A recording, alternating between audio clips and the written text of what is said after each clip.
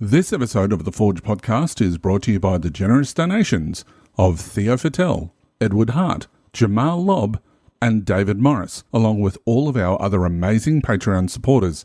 If you would like to become part of the Forge community, you can learn more at patreon.com/ForgeGenesis.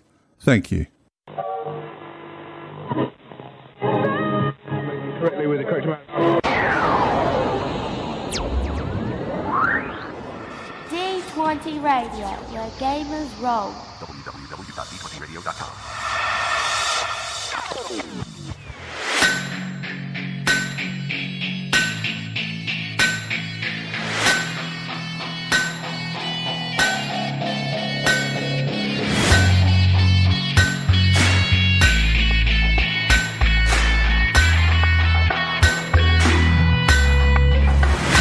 Welcome to the Forge.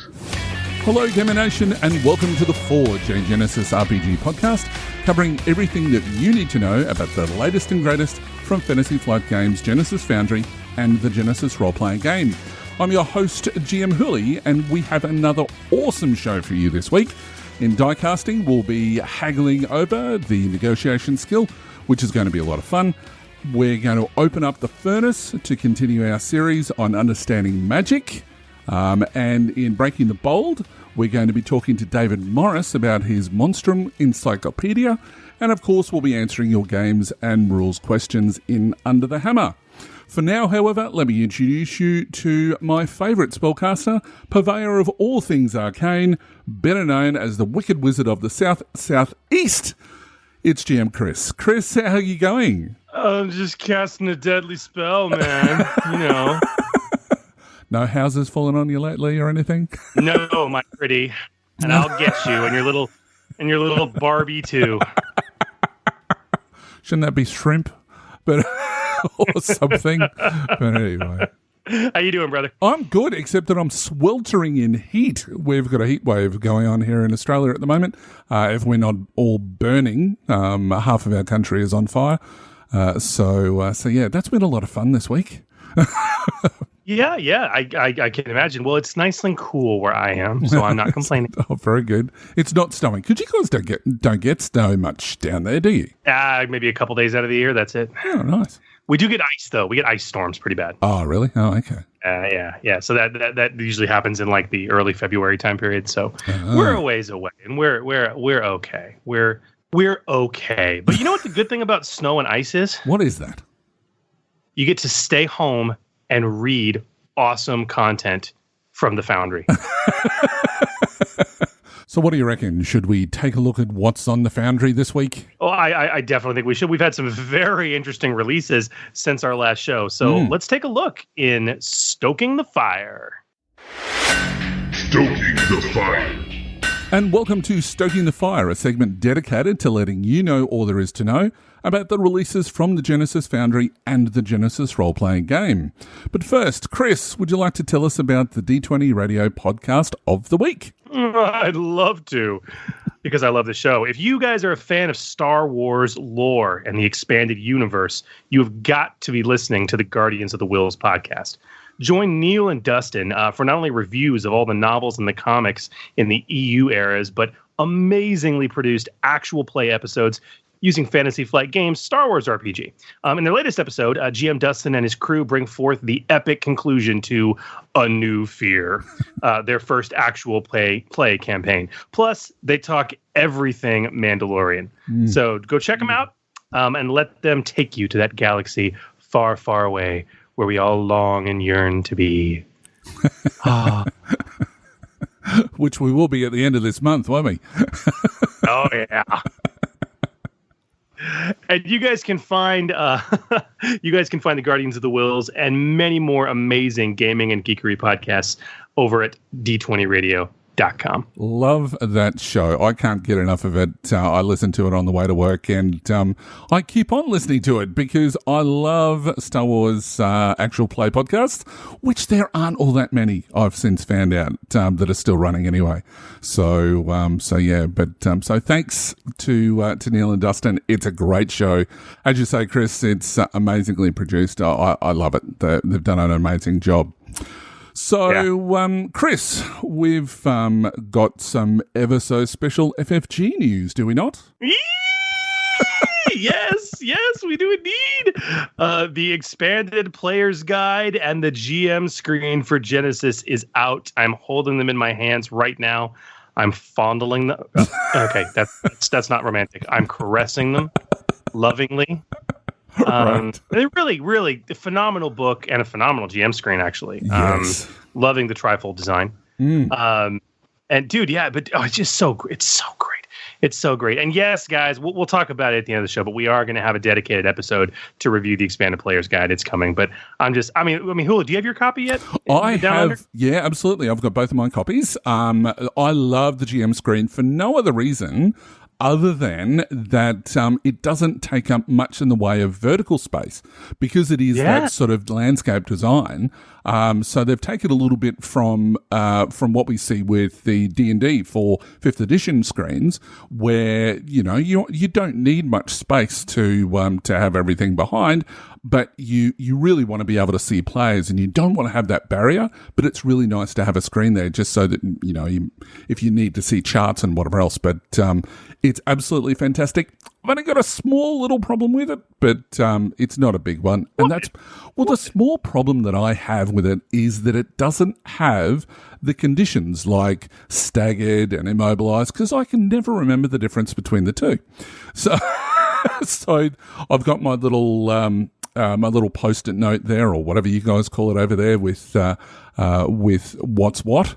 So I'm not. It's not too bad, but it looks fantastic. The artwork at the front of it is amazing. I got to use it for the first time on Sunday, where I'm running a Terranoth game. So absolutely love it. It's fantastic. Oh yeah, it's great. I absolutely love it. And the expanded player's guide is even more incredibleness, but I don't want to start gushing into it, or we will never stop. That's true.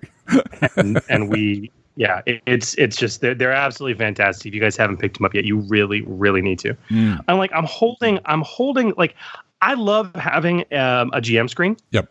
But I don't actually use it as a screen because there's nothing I ever need to hide from my players. Right. And I don't like having the barrier, but I keep it out and I keep it just folded flat down so that I can have easy access to, critical injury tables, things like that. And the trifold design, it actually folds in an accordion pattern, not like a pamphlet, right? Yeah. Yep. And so when you fold it properly, and it's all folded up into this beautiful, like hard, 8.5 by 11, A4 size package, the text page that's showing the crit table. Yes. That was smart. That's just perfect design. Yeah, absolutely. It's brilliant. I love it. I absolutely love it. Good stuff. Good stuff. All right, so I think it's time that we open up the Foundry Vault and take a look at what's inside. What do you think, Chris? Yes, let's do it. All right, so first up is additional Genesys Foundry graphic assets. Now, it's nothing for the game as such, but it's to help people who are producing content for the Foundry. And that's from the ever-present Scott Zumwalt. Now, this is a great product from Scott, who really is the master of graphic design within the Genesys community. As I said, it provides additional graphic elements for the core rulebook, Realms of Terranoth, and Shadow of the Beanstalk, with styling such as stat blocks that were not included in the base template offered by FFG, which you can also still download from Drive-Thru RPG. Now, these graphics are available in Photoshop as well as PNG formats for people who aren't using Photoshop, and some are available in Adobe Illustrator format as well. Simple Affinity Publisher templates are also available in the package, which is really, really cool because a lot of people are using Affinity Publishing in this day and age because it's really cheap in comparison to the monthly arm that you have to basically donate for Adobe, it's coming in at a whopping pay what you want. So you would be crazy not to download the product. And please, if you are using this package, consider dropping Scott something for his efforts, and that even includes in your product. Give him a mention in the credits page as well. Absolutely, you should. And Scott, if you're listening, brother, and I know you are, God bless you. So next up is a new product from an author we actually spoke about in our last episode. And actually, a new author that we will be talking to later in this show, Mr. David Morris of Mount Ogden Gaming Company. David has presented an add-on for his Monstrum encyclopedia, the Chimera. This is really of a sample document on what to find in his Monstrum encyclopedia.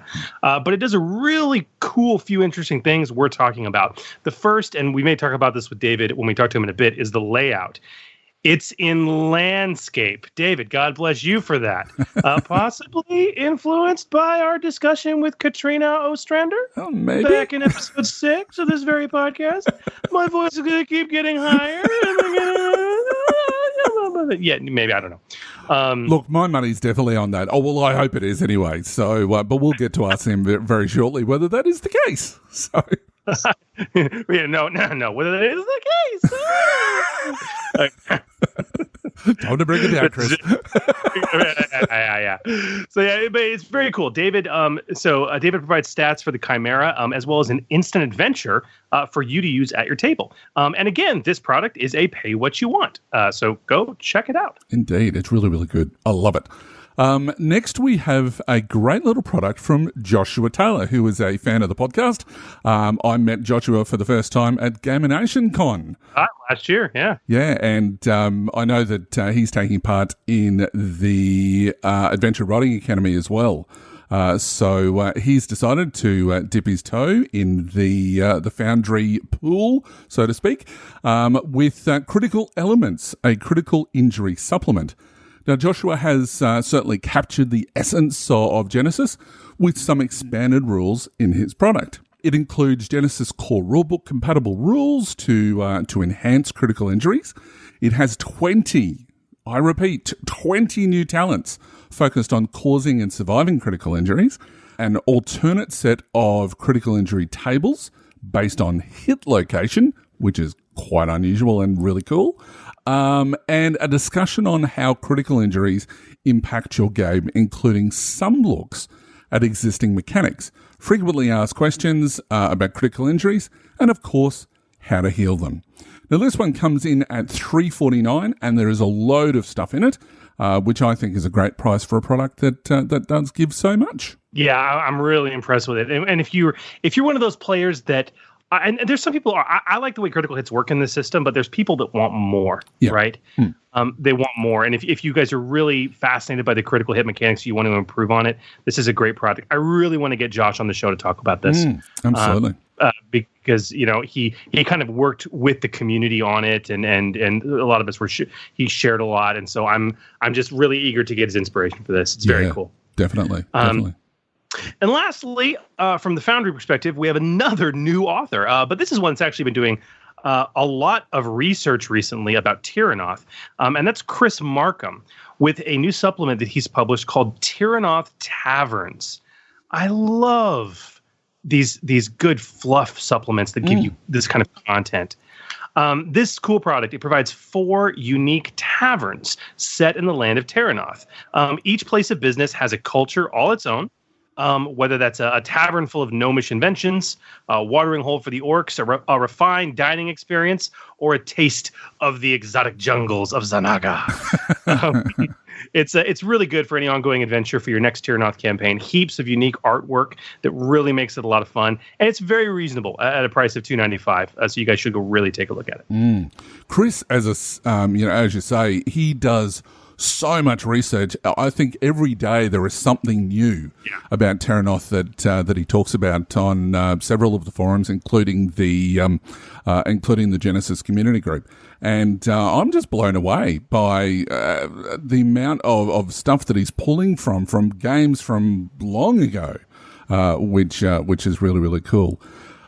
So all of those products, you can find these and many more great Genesys Foundry content over at drivethrurpg.com by simply performing a search using the words Genesys Foundry. And of course, while you guys are searching the interwebs, don't forget FFG's Genesys Foundry Spotlight, where you can vote on your favorite products being spotlighted by FFG in their monthly article. Indeed. Now, just send an email to foundryspotlight@fantasyflightgames.com with the name of the product you want featured in the subject and your reason for picking it in the email body. Now, while we're talking about the Spotlight, a big congratulations to a person that we just mentioned before, Scott Zumwalt, in receiving the November Spotlight for his work on Something Strange. Well and truly deserved. Well done, sir. Well deserved. Yeah, absolutely. So, Chris, let's talk Gamination Con 007. What's the latest? Oh my! Well, obviously tickets have gone on sale. We've announced it all throughout social media. We have some very interesting badge types that are being offered as well. Mm-hmm. Specifically, we have a series of RVG badges that guarantee you not only a 4-day ticket, which is normally $65, but for a little bit more, you can get a guaranteed game with a podcast host of your choice. And I would like to point out that my compatriot and my compadre, the GM Hooley, is of course going to be there. He is of course going to be running RVG games, and 11 of those 12 slots have sold. You, sir, have one spot, one Forge Podcast RVG spot remaining. Wow, no pressure. Just one. Other than that, as we had hoped, the con is well and truly paid for at this point. We're golden, but we have sold about half of our available tickets at this point. Wow. Yeah, with a month open, so that's absolutely fantastic. So yeah, guys, if you are listening and you want to meet us, come to Gamer Nation Con 007 this coming April 2nd through the 5th. Also, considering the theme of Gamer Nation Con 7, Gamer Nation Con 007, License to Con, okay, our theme is espionage, okay, and spy crafting. It's worth noting that today, as of the time we're recording this right now, at the very least, obviously this is before we release the show. Yeah. But today, the first trailer for the new James Bond film, No Time to Die, dropped today. And yes, it releases, at least in the States, on April 2nd, the weekend of Gamer Nation Con 007. I've already had attendees message me like, dude, you need to organize an event at the con that's going to be like a super late night showing of, where we go to a local theater and watch Bond. And the trailer look, I love Bond. I've loved Bond from, Sean Connery all the way through. Everybody sort of has a favorite, but I just like them all. So, and Daniel Craig's done an amazing job. Whether this is going to be his swan song, I don't know. I think it's going to be. He also injured himself very badly filming this. So I think he's done. This is very demanding. Yeah, absolutely. Yeah, it's there. I also have one other really cool piece of news about Gamer Nation Con. Go ahead. I am also pleased to make another exciting announcement. Ooh. Are you familiar, Mr. Hooley, with the Adventure Writing Academy? I am. I was one of the first students to go through the Adventure Writing Academy, so I'm well and truly au fait. So you've been through it. Describe it for us. What is it?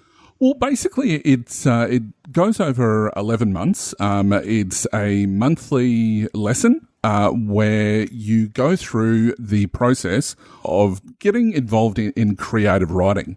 I've never done any courses or anything like that in relation to creative writing, and I've certainly run campaigns and things like that over the years, but I've never been able to sort of like put it into, a digestible form that could be published. Well, that's the aim of the exercise, is to get you some experience, and also with the authors that come along and people who are from the industry, that they come and act as a guest student for, once a month you go through this process, and they come along and you can do a big Q&A at the end of the lesson. But they also take part, which is really cool. And you see how they develop and what they do in their work. And the big thing, which is, it's absolutely crazy. And, I think that it's worth the price of admission straight away, is the last lesson. You get to talk to Jay Little, who is the developer of both X-Wing, as well as the narrative dice system that we know and love from Star Wars as well as Genesis. And he's also done the stuff from 2D20 from Modiphius as well. So, that's it can be to some a little bit expensive, but look, at the end of the day, I after completing the AWA, I started working freelance for FFG, and I know that there are several other people who've done exactly the same thing. So, there's no guarantees, but it certainly gives you a bit of it's an eye-opening experience into what goes on in the industry, as well as set you up so that you know what to expect if you get involved as a freelancer for any game company, not necessarily just FFG. Yeah, there are so many freelancers who will attest to the Adventure Writing Academy. If you guys want to know more, you can head to adventurewritingacademy.com. But the reason I bring it up is, one of the staffers for Adventure Writing Academy is, of course, FFG freelancer, and at this point, I guess he's gold now, or has he reached Mithril yet, Keith? For Ready Fight. He is at Electrum, yes. Okay, so obviously, but the number, I'm almost positive that it's still the number one best-selling supplement on the Foundry, which Keith had. Obviously, Keith is one of the staffers for Adventure Writing Academy, and the reason I'm bringing this all up, Hooli, is because I am proud to announce that Gamer Nation Con for Gamer Nation Con 7 is partnering with the Adventure Writing Academy. Cool. This means that Keith and Maggie, who's the head of the Adventure Writing Academy, one of the heads, and is actually a professional professor of creative writing, they will be coming down to Plano, Texas for this con. And they are going to be running and registering a total of 9 events, 8 courses, 1 hour long each, and then one sort of seminar that will take place. And of course, like all of our events, these are free. For any attendee, you just got to register for them and attend them.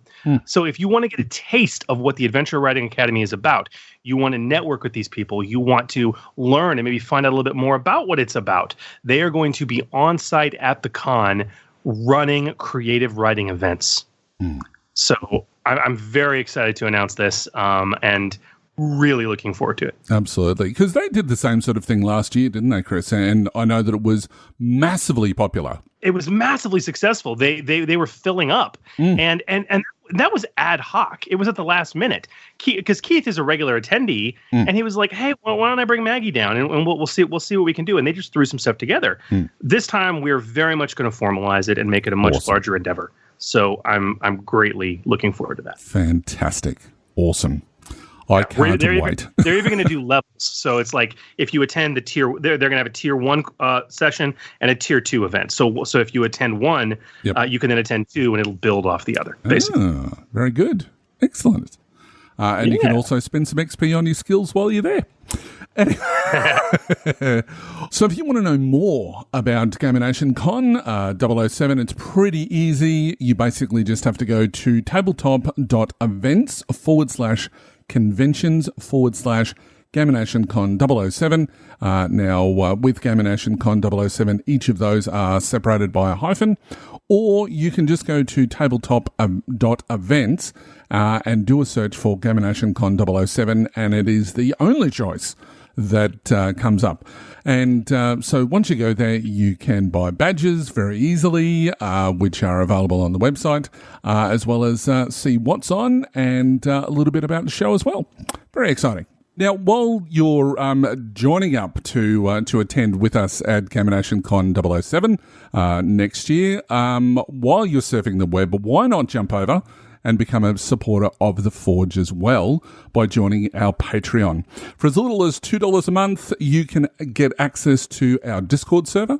Higher tiers provide priority in your games and rules questions being asked on the show, with our largest tier not only providing you with a special thank you, as you would have heard at the top of the show, but also a special monthly get-together with either Chris or I to discuss your Foundry product or your ongoing campaign. All of your donations help the podcast directly so that we can continue to provide you with the excellent regular content that we hopefully you're all enjoying. Mm-hmm. That is 100% correct, Huli. I hope I'm enjoying it, so I hope they enjoy it. Yeah, honestly, guys, join the Forge community. Head to become a supporter. Head to patreon.com/ForgeGenesis. And if it's within your means, we'd love your support if you like the work we're doing. Absolutely. Thank you. Yep. And thank you also to our first Patreons for your support. It really is appreciated. The guys have really taken to Discord like you wouldn't believe. Lots of questions going on, and that's not necessarily with our involvement. They've created this community amongst themselves, which is great, and that's exactly what we're aiming to do. And it's the Discord channel is just so hard to keep up with. So lots of discussions. So it's really, really great. All right, Chris, my mouth is watering for some rules discussions. What about you? I know we've been prattling on for a while. A little uncharacteristic for us, but a lot of stuff to announce and get through. Absolutely. But yeah, let's get into it, man. I think if your mouth is watering, I think it's time for a dash of some of my special seasoning. That was creepy. That was creepy. Let's get into die casting. Die casting. The Forge podcast is all about bringing new creations to the table, and the Genesys RPG provides us all with the powerful set of tools to do so, specifically skills and talents. Our die casting segment is about closely examining individual skills and individual talents and how they relate to the creations you craft. Last episode, we dove headlong into two skills that cause confusion at the table. And tonight, we're going to stick around in skill territory for a little bit longer to tackle a die casting request related on our Patreon Discord channel by listener Archellus. A social skill that tends to stymie players and GMs. And this is not just Genesys. I see the same problem in Star Wars. Now, this skill is often misunderstood and misused or underused in some cases. It's often confused with all of its counterparts. So tonight we're going to set everyone straight by explaining the whens, the wheres, and whys of the negotiation skill. So let's talk about basics, Huli. All right. What is the negotiation skill? So the negotiation skill is one of 5 social skills used in the game, and of that 5, it's often mistaken for charm, leadership, and even deception checks the most. Additionally, it's used in all settings. Now, the negotiation skill is a presence-based skill. It's in the core rulebook on page 56. Now, the rules say that when your character wants to make a deal, they're going to use negotiation. If coercion is threatening someone, deception is lying to someone, charm is sweet-talking someone, and leadership is telling someone what to do, negotiation is convincing someone to do what you want by giving them something they want in return. Negotiation is basically when your character has something an NPC wants, and they have something that your character wants, or vice versa. Now, that something could be something tangible, like weapons or goods or vehicles or anything that your character would traditionally purchase. But it might also be something that you can't touch, like your or their freedom, for example. Trade routes or secret intelligence. I'm talking about Bond before. Amnesty for a criminal who has evidence against your character's foe, or even a peace treaty or ceasefire between 2 warring groups. Now, the description also goes on to say the skill in negotiation, and this is important, the skill in negotiation comes from getting as much as you can out of a deal while offering as little as possible to the person you negotiate with. And this is crucial because, as we'll talk about in a bit, this is what's so intriguing about this skill to me is the fact that the narrative dice really do tell a mechanical story here based on what you roll and what that means in terms of that give-take relationship. Yeah, but there's some good examples, yeah? Yeah, so the examples that they give is your character tries to purchase goods or services and wants to haggle over price. It also suggests that your character tries to sell goods or services and turn a profit. In this case, your character needs to use negotiation to perhaps raise the price. And lastly, your character attempts to broker a political agreement or treaty between 2 parties. Now, these are all great examples of getting something for something else in some type of an exchange. The book also gives us some great examples of what negotiation is not used for. Now, what are they, Chris? Well, first off, you don't use it when your character isn't offering anything for return for what they want. Like getting something for nothing is something your character can try to do with other social skills. That's kind of what they're for. But negotiation is predicated on the idea of an exchange. You've got to get that in your mind because it is the fundamental underpinning of when this skill should be used and when it shouldn't. Exactly. And what you're saying there, Chris, again highlights that that word exchange, which in the context of this whole thing is so important in understanding the concept of the negotiation skill. Now, in their example, getting something for nothing is quite underhanded and even sneaky. So skills like deception and even to an extent skullduggery are going to be more appropriate. Now, the book continues with a couple of other examples. One of them is that your character tells someone what to do. Now, negotiation has to be a bargain. So at the end of the interaction, the opposing party has agreed to do something, not been ordered to it. Now, again, this is more about coercion, and to a certain extent it can be leadership as well, depending on who we're talking about. Especially if you're, with coercion, it's especially if you're using force.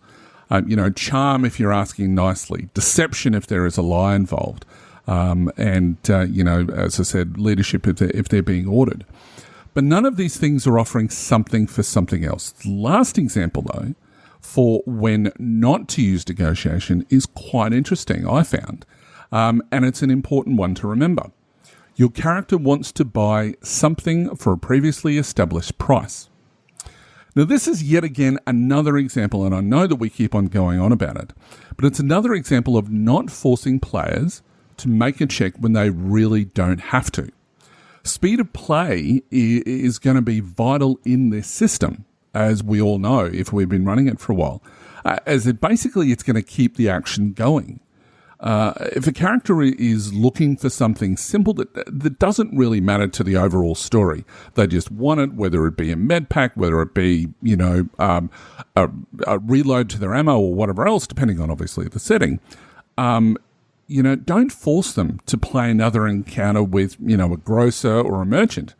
Just tell the player that they find the item, but they're going to have to purchase it for the asking price. Now, we understand that many players want to get the most out of their hard-found, plundered... What's the word I'm looking for, Chris? Earned. That's right. Earned coins, credits or whatever that they, will ask to negotiate for just about anything. So, however, not every NPC wants to. For example, if you want to go into a supermarket, your general local store, do you negotiate for the price of milk?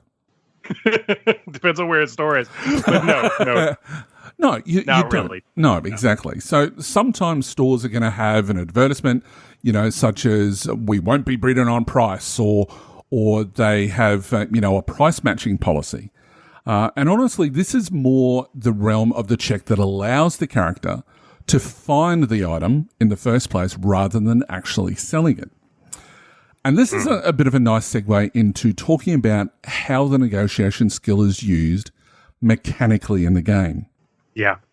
So when we're looking at careers that have negotiation on that career skill list, there's a handful. From the core rule book, we've got the leader, we've got the socialite, the tradesperson, and the priest. All makes total sense. Yep. What about the expansion books? Well, we've got Realms of Terranoth, which only has one, which is the Envoy. So, obviously in a fantasy setting, it's a little bit more about combat and, killing the nasties and taking their stuff. But the Envoy is definitely sort of more like your diplomat. So they've covered that off nicely there. So they're the ones that are going to be, entering into trade agreements and stuff like that out of all of the other careers. Shadow of the Beanstalk offers 3 of them, which is the academic, the con artist, which is obvious, and of course the Risty. Now, for those who don't know what the Risty is basically an aristocrat. They're the ones that are at the top of the social chain. And, they would like to think that they're at the top of the social chain. So that makes total sense for them as well. Yeah. Now, when you've got a character with one of these careers that's using negotiation and making this check, there are hard, measurable mechanical effects that are specifically called out in the rules. We've been talking about, how you can use it and how you can't use negotiation in kind of general terms. But in essence, you can break the mechanical effects down into two areas, and really two areas only. First and foremost, negotiation is used to find something. And second is it's used to actually trade for something, whether that trade includes an actual trade of goods or trading money for something or trading something for money. But the point is if there's an actual physical exchange going on. Yeah. Now let's go into those a little bit deeply then. Yeah. So we've got as you say, we've got finding something. So when you're trying to find an item to purchase, the check is going to be based around the item's availability. And this is called rarity in the game. So each item that is available for sale, that it has a certain rarity value. And that normally ranges from 1 to 10. You can go higher than 10, but the GM has to do some special things, which I'll talk about in a tick. So the difficulty to find the item is half the item's rarity rounding down in difficulty dice.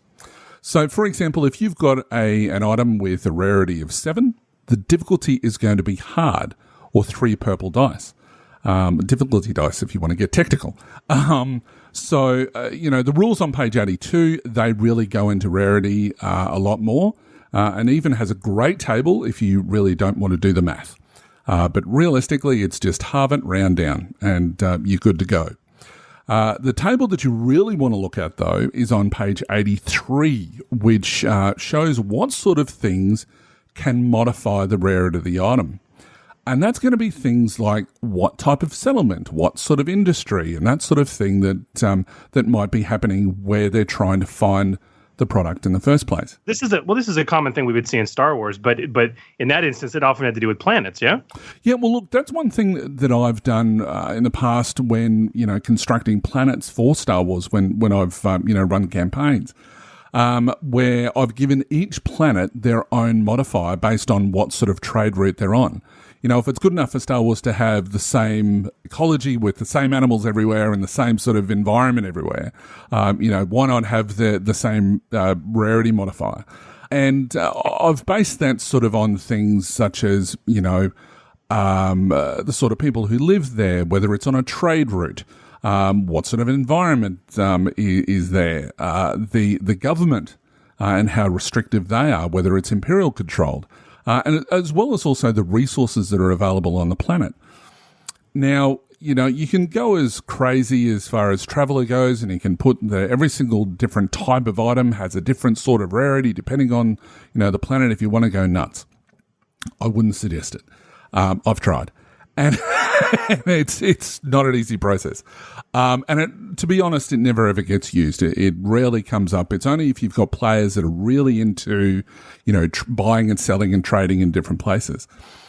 If the PCs, are going backwards and forwards to the same place, it's really important to do that sort of thing.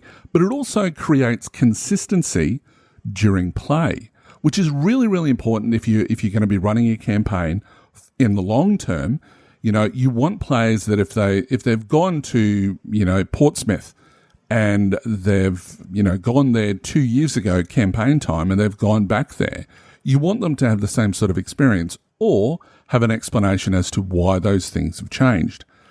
Plus if the PCs get involved in a town for, whether it be a fantasy setting or a planet for a sci-fi setting, they can also affect the economy as well by, investing in the town or planet, such as building spaceports or setting up a business or anything that might affect trade. Maybe they set themselves up as merchants themselves to give a reason why they're going backwards and forwards between villages or whatever else.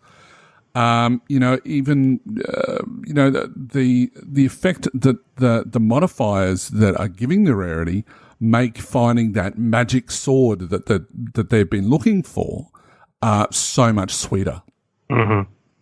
So honestly, negotiation is this crucial skill for finding things, but you have to remember it's not just the raw difficulty based on the rarity. There's all these potential modifiers that can go into it. And it's, as Huli said, page 83, head there. So, okay, Huli, once you know the difficulty, and you've got your raw base difficulty to find something, and you've got it modified appropriately, then you just make a negotiation check, right? Well, yes, but you can also use streetwise, and in some cases you can also use different knowledge skills, depending on what sort of it is. So that's how you find something. Trading is something a little bit different. But most of the time, if you're looking for something, it's going to be negotiation. If it's illegal, for example, and we'll get on to that in a tick. But if it's legal, it's a streetwise check. And as I said, in some circumstances, it's going to be knowledge. Yeah. Well, let's talk about trading, okay? Because obviously, if you've located an item, and again, you don't always have to make a check to locate an item. If it's a simple item or easy to find, you may not have to do that, right? But once you have an item that you want to actually purchase or trade for or sell, you need to trade for it. Now, as mentioned earlier, trading is when your character has something an NPC wants, or the NPC has something your character wants. Both parties want to get the best deal they can, so they really are at odds with one another. Or one might say, Huli, they're opposed. Yes. A wink, wink, a nudge, nudge. So when two characters are trading for something using their negotiation skill, they are making an opposed check. Okay. So keeping in line with the methodology of this game, the PCs make the check opposed by the skill of the person with whom they are trading. Now, when that happens, the difficulty dice mirror that of the NPC's skill. That's how opposed checks work. So to give you an example, we have an NPC. He's a really savvy trader. He has a presence of 4 and 2 ranks in negotiation. Now, that would make his negotiation pool have 2 ability dice and 2 proficiency dice when he makes a check. Two greens, 2 yellows. When opposed, however, the difficulty for the player, the PC making the check, would be the inverse of that: 2 difficulty dice and 2 challenge dice. 2 red, 2 purple. I would hate to be negotiating with that NPC. Indeed. But now, Huli, you also, as you pointed out earlier, there is one large exception to this rule. Yeah, absolutely. And that's the black market, yeah? So when you've got the black market, as I said before, you're using streetwise instead of negotiation. Now, that makes total sense because, you might be really savvy when it comes to knowing the prices of stuff. But to know the availability and to know where the best deals in the shadier parts of town are, streetwise is the skill that makes the most sense. Absolutely, Huli. So, okay, those are the 2 mechanical ways that you can use a negotiation skill. Now, obviously, success is success, failure is failure. But I really think it's imperative when we have this discussion because there are some actual cool physical, mechanical things that directly come out of this.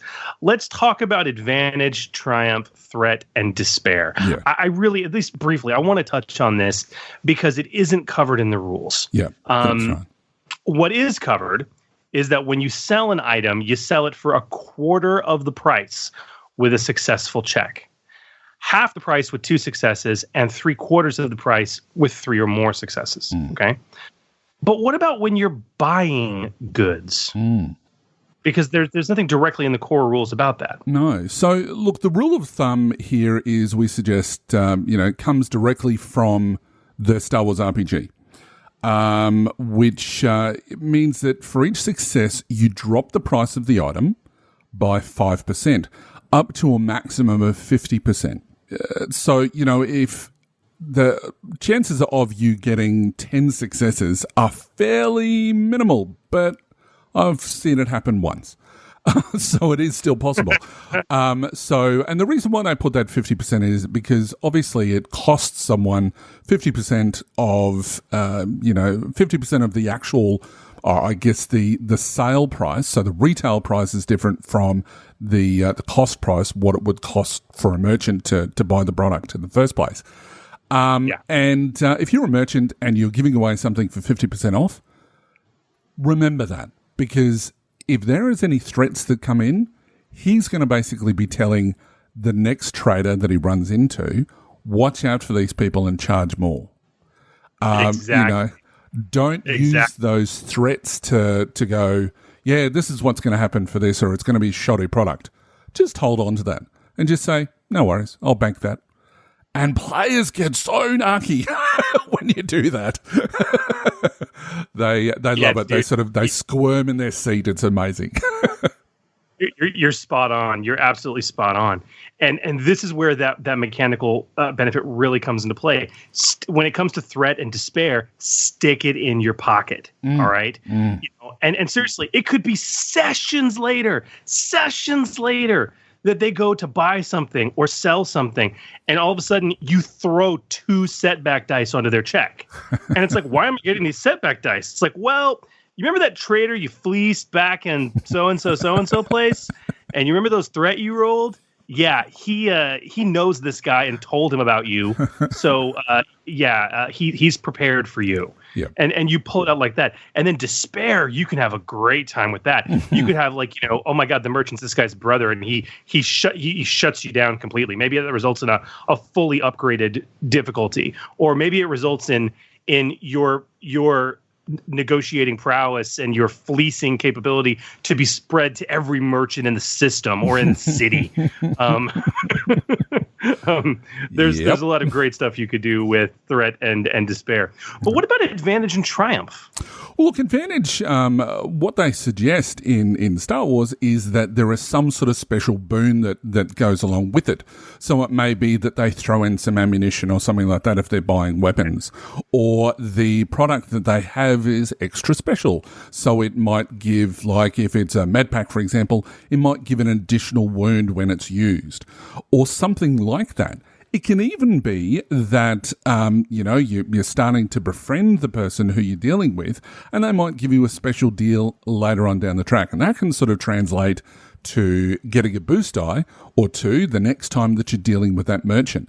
So again, you're using the dice to then add to the story by creating NPCs that are potentially going to be a recurring role that you can kidnap later on and threaten the PCs that they're going to die.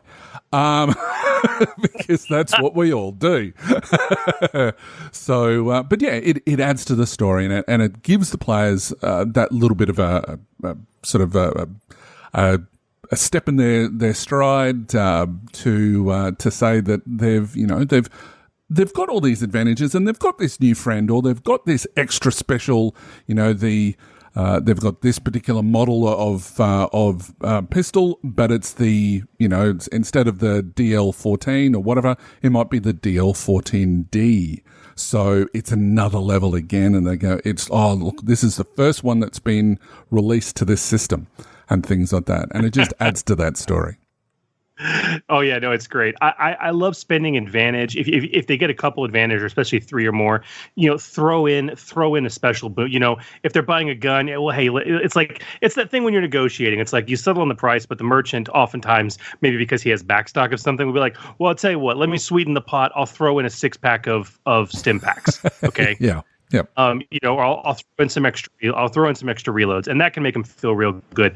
Another thing too, especially useful for fantasy settings, spending advantage, is merchants often have relationships with other establishments in town. So it's like, I'll tell you what.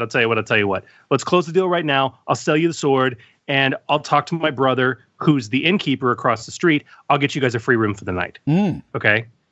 And from a GM perspective, realistically, let's get real. You unless you're an insane bookkeeper, you're not going to care where they spend it. They're going to be like, oh, we go to the inn, we get a room. You're not tracking the money they spend, stuff like that. So for them, it's like, oh yeah, we get a free room. But for you, it's like nothing, right? Little things like that can really make a difference. Another thing I've done, especially when a triumph is rolled on a negotiation check, which is rare and unusual, is as you put the great idea, especially for small items, of giving it a boost, like if it's a stim pack, or a, I keep saying stim pack, it's Star Wars, for a painkiller, excuse me, Genesys. It's like, oh yeah, the painkiller heals one extra, this particular one is a special one, it heals one extra wound. If they're buying something big, like a weapon, you can spend a triumph to be like, oh yeah, the merchant didn't realize what he was actually giving you. It's not a regular sword; it has a special quality, right? Or the weapon has a special quality, and that could be, something fun that it just happens to have, like maybe pierce. But the most common one for me is actually the superior quality, which is really great for weaponry. Yeah. So those are really fun ways that you can also, spend a triumph. And don't do it all the time, but it's when the PCs are really laying out a lot of cash for something, that can be a really worthwhile thing. Yeah, absolutely. And look, the other thing, as I said, the triumph can be also used to have that person then become your best friend. And because the players are the ones that are spending the triumph, they can say, perhaps this person I used to work with. And again, it's expanding the world so that it's not just a dice roll. You're really adding to give that additional flavour to the story.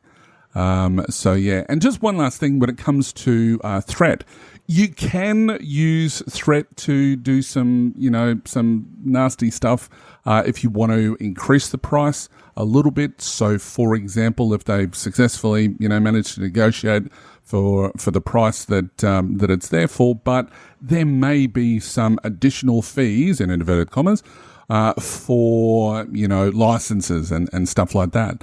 And if you haven't actually set up the town or city or world yet, and you don't actually know what it is, perhaps if they've rolled, let's say 4 threat, perhaps it is that the world that they're in has got a really high law level, so that open carry of weapons is a bad thing. So sure, they can go and buy it, but they've got to basically put it away and they can't open carry and things like that. So just a few other ways to talk about it. Okay, Uli. So we've talked about how you can mitigate a check and how you can spend the narrative dice results. We've talked about some of the most common mechanical rules as written, raw uses for the skill. Do we have any unusual ways to use negotiation that are still within the rules as written, still raw? We do, but I went looking through all the books to try to find a way, and there's only one.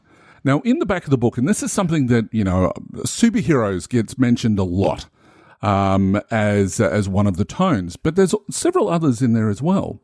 And one of them is the intrigue tone. And they give a special mention of like additional rules to use in tones. For the supers, it's that basically you have, if you roll the triumph and you've got a supers attribute, that you would get to roll, it becomes open-ended. And if you roll another triumph, it becomes an open-ended again, et cetera, et cetera. Yeah, it's exploding dice, yes. Yeah, exactly. So what happens for intrigue is it's called a major revelation. Now, what the rules say is that when a major revelation appears, you can use this rule to see if your PCs recognize how important the revelation is. So one PC should make an average knowledge, negotiation, or perception check, depending on what best fits the situation. So if this check is successful, the PCs sees a way to use the revelation to their advantage. And the group upgrades the ability of checks related to that revelation until the end of the session. If they fail, they misread the situation and upgrade the difficulty of those checks instead. Ouch. Yeah. It's really interesting, but I mean, if you're doing sort of your murder mystery, Murder, She Wrote, Genesys edition, or something like that, this is a really unique rule that you can apply to, if the PCs don't necessarily get it. I personally wouldn't necessarily use this rule because I much prefer to sort of like, rather than have the PCs, if they don't get it and they have to roll and then suddenly they're penalised majorly, is that really in sort of the, going along with the methodology of the game? I don't know. But I mean, I guess that if you setting the expectation from the start and tell people that this is what's going to be used when there is one of these revelations, then, they know what to expect when it happens, I guess. Interesting. Huh. Okay. Well, okay, so rounding out the rules as written discussion of negotiation, are there any? Let's talk species and talents. Are there any species in the published materials that get a free rank if you want to make a negotiation monkey? Is there any species or archetype that gives you a free rank in that? There is only 2 that I can find, and both are from Realms of Terranoth, and that's the Highborn Elves and Forge Dwarves. So they are the only 2 that I could find that actually get a negotiation as part of their package. Interesting. Very interesting. Okay.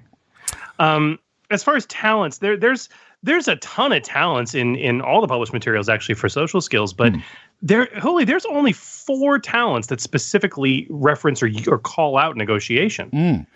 They are spread out against, amongst all of the setting books as well as the core rule book as well.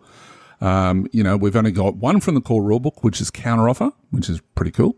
We've got, for Realms of Terranoth, we've got well-travelled, which is really only allowing negotiation to be a career skill. So, it's not actually using negotiation in any sort of mechanics as such. We've then got from Shadow of the Beanstalk, we've got 2 of them, which is Corporate Drone. Again, it's another one that provides a career skill for negotiation.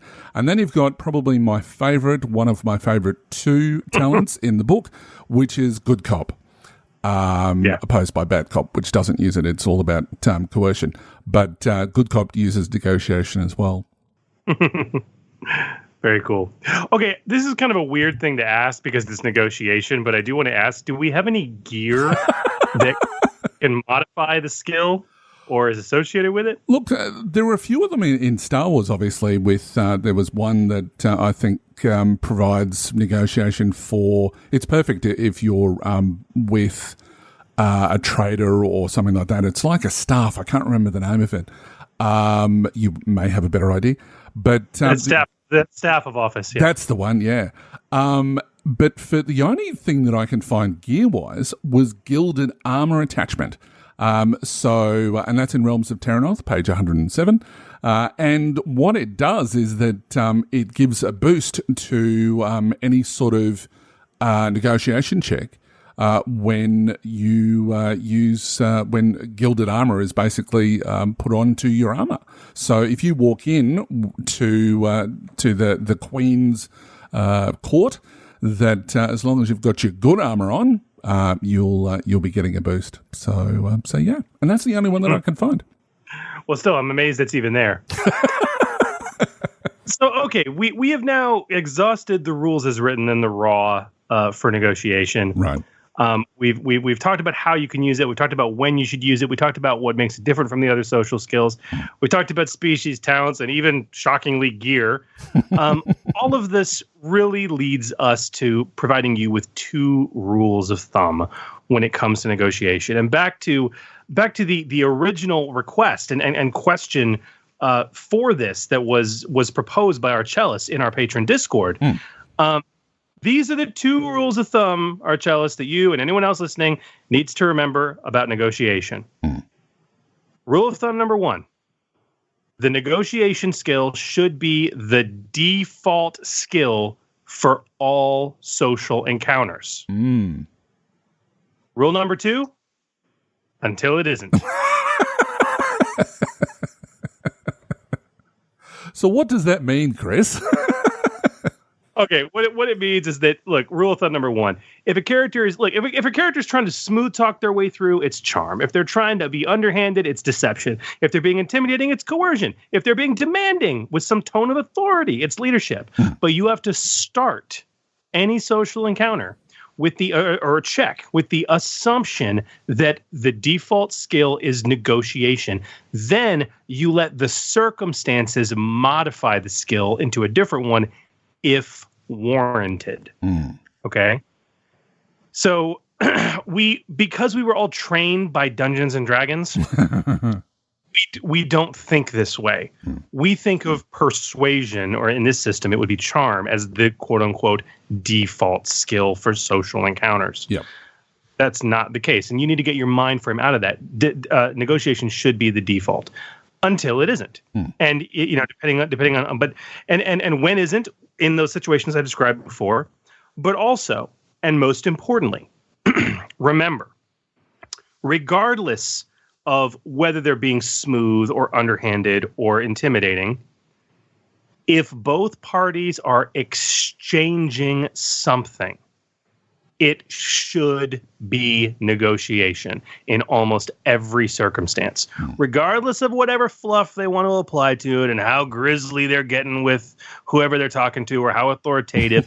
If there are two things, material or otherwise, that are changing hands, metaphorical or real, okay, metaphorical or literal, then it is negotiation. All right? Yep. I think things from my gaming history, like, a PC might say they want to charm the local prefect to provide blueprints for the Lord's manor. Okay. But if the PC decides he wants to sweeten that discussion with a little bit of money, that ain't charm. At that moment, it becomes negotiation. Exactly. Exactly. I mean, to use an example from my own campaign recently, the PCs, they wanted to lie to a security guard to get access to the party without an invitation. But, if they slipped him some cash, maybe they could, or they do some sort of a lucrative job or something like that to on the side. It's not deception. It's negotiation. And because there's an exchange of, the access to the party is what the PCs are getting. The cash or the job that they're going to do for access to the party, that's the exchange. So, definitely negotiation. So just those are the rules of thumb to remember. And just remember that, Archelaus and everyone else, you'll be all good when it comes to the raw uses of negotiation.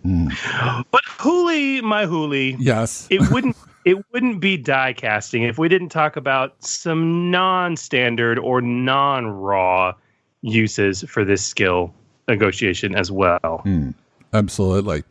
So we've got a couple of them. So skill blending is what I call it. So it's okay. So it's kind of raw, but realize that with clever role playing, negotiation can often be used in place of numerous other social skills, as we've sort of said before. Remember that money and goods are not always what changes hands. As I said in my example before, the access to a party, there's no money. I mean, sure, it might cost something to get into the party, but generally that's an invite. It's a non-physical thing. And doing a job for someone, it's not a physical thing. Yes, it might be worth money, but it's a quid pro quo. There's a couple of good examples that we can relate. So the first one is interrogation. So coercion is the default skill of a good interrogation. No two ways about that. But the moment you start offering the interrogated party a reduced sentence, time served, or, perhaps even the ignoring of his offences in exchange for giving up info or snitching on their accomplice, that's an exchange of things. And it could be easily handled with negotiation. Would it be a little bit harder? Absolutely, because it's not the preferred skill. Well, I don't know. Oh, really? Okay. Well, keep in mind, in both instances, no, there's no static difficulty. It's an opposed check. That is true. Good point. Okay. Now, maybe you want to throw some setback die on, but ultimately, I don't even know if I'd agree with that, because that's the thing. Think about your favorite crime drama here. Okay. When you get the sad sack of a meepish criminal who's in there, and basically his cool or discipline is just crap. That's the opposed for coercion, right? Potentially, and yeah, it's going to be super easy to just threaten him into telling you what you want to know. But when you get a crime lord in there, all right, yep, or a thieves guild master, at that point, his cool or discipline is going to be stout, and he's going to laugh at your attempt to coerce or threaten him. But a person like that could be very easily swayed with negotiation. Very good point. Yep, very good point. The only thing that I can say kind of in response to that is something that often gets forgotten, and it's not mentioned in Genesys at all. Again, it's something that I'm sort of upset that they didn't include it, but it's certainly in Star Wars, is that there is always disposition of your NPC. So sure, your NPC may have only, one in presence, but if they've been, hard-fisted to not accept anything because they've been threatened with their life or whatever else, you can always increase the difficulty due to their disposition. But what you said, Chris, stands 100%, that, if you're obviously using a different tactic and, it's because it's opposed, it's not really going to be affected. So very good point. Yeah, I mean, you can always add setback die if you don't feel if you feel that it's a quote unquote harder check, even if it's opposed, you can still increase the difficulty or upgrade it or add setback die. That is true. I mean, absolutely. It's there. So the second option when it comes to skill blending is one that I like to call mercenary motivation. Now, leadership might well be the default choice, I guess, to, give a rousing speech to inspire your company of soldiers before a battle, or, if they're trying to motivate a crowd, is another really good one. But, if they're a group of mercenary soldiers, for example, or they're being well paid for their efforts, a good GM should allow negotiation to be used as well in that circumstance. And I'll tell you why. The reason is that, mercenaries, well, I mean, the name of them for a start gives it all away because it's, part merchant, I guess. But, mercenaries are basically your hired soldiers. So they're motivated by money. So if you're going to offer to exchange and, maybe sort of say, look, if you stick around for this next part of the battle, we'll pay you in your weight in gold or something like that, you would make a negotiation check because there's an exchange, their help for money. So as soon as there's an exchange there, obviously a negotiation is going to be more useful and more beneficial than a leadership check might be. So yeah. Yeah, absolutely. So that's our first non-standard or non-raw use for negotiation is skill blending, and those are a couple good examples. The next one, and I absolutely love this, retrying a failed social check. So let me explain. As a GM, never underestimate the power of greed or self-interest in NPCs. and you can use that by actually suggesting to your party negotiation after a failed social skill check. So the party failed to charm their way past the guard or lie their way into the records vault. Okay, are they done? Maybe not. The GM can suggest that maybe they try again, but with negotiation. That guard might not have fallen for your honeyed words or your transparent lies, but a pouch of coin might be just what he needs. Okay, and even quote unquote noble NPCs not susceptible to greed still struggle with self-interest. And remember, negotiation is not necessarily an exchange of money or goods. Okay, the paladin guarding the holy sepulcher is not going to take your filthy money. All right, but if your party makes a side trip to streetwise out some news of the location where the paladin's mentor is being imprisoned, they might be able to follow that failed checkup with an approach to the paladin with some negotiation to trade that knowledge for entrance into the sepulcher. That might just work. So as a GM, I love keeping negotiation in my back pocket when it comes to failed social skill checks that obviously aren't negotiation based. And you can always drop that out and suggest it to your PCs. That's excellent advice. Well, thank you.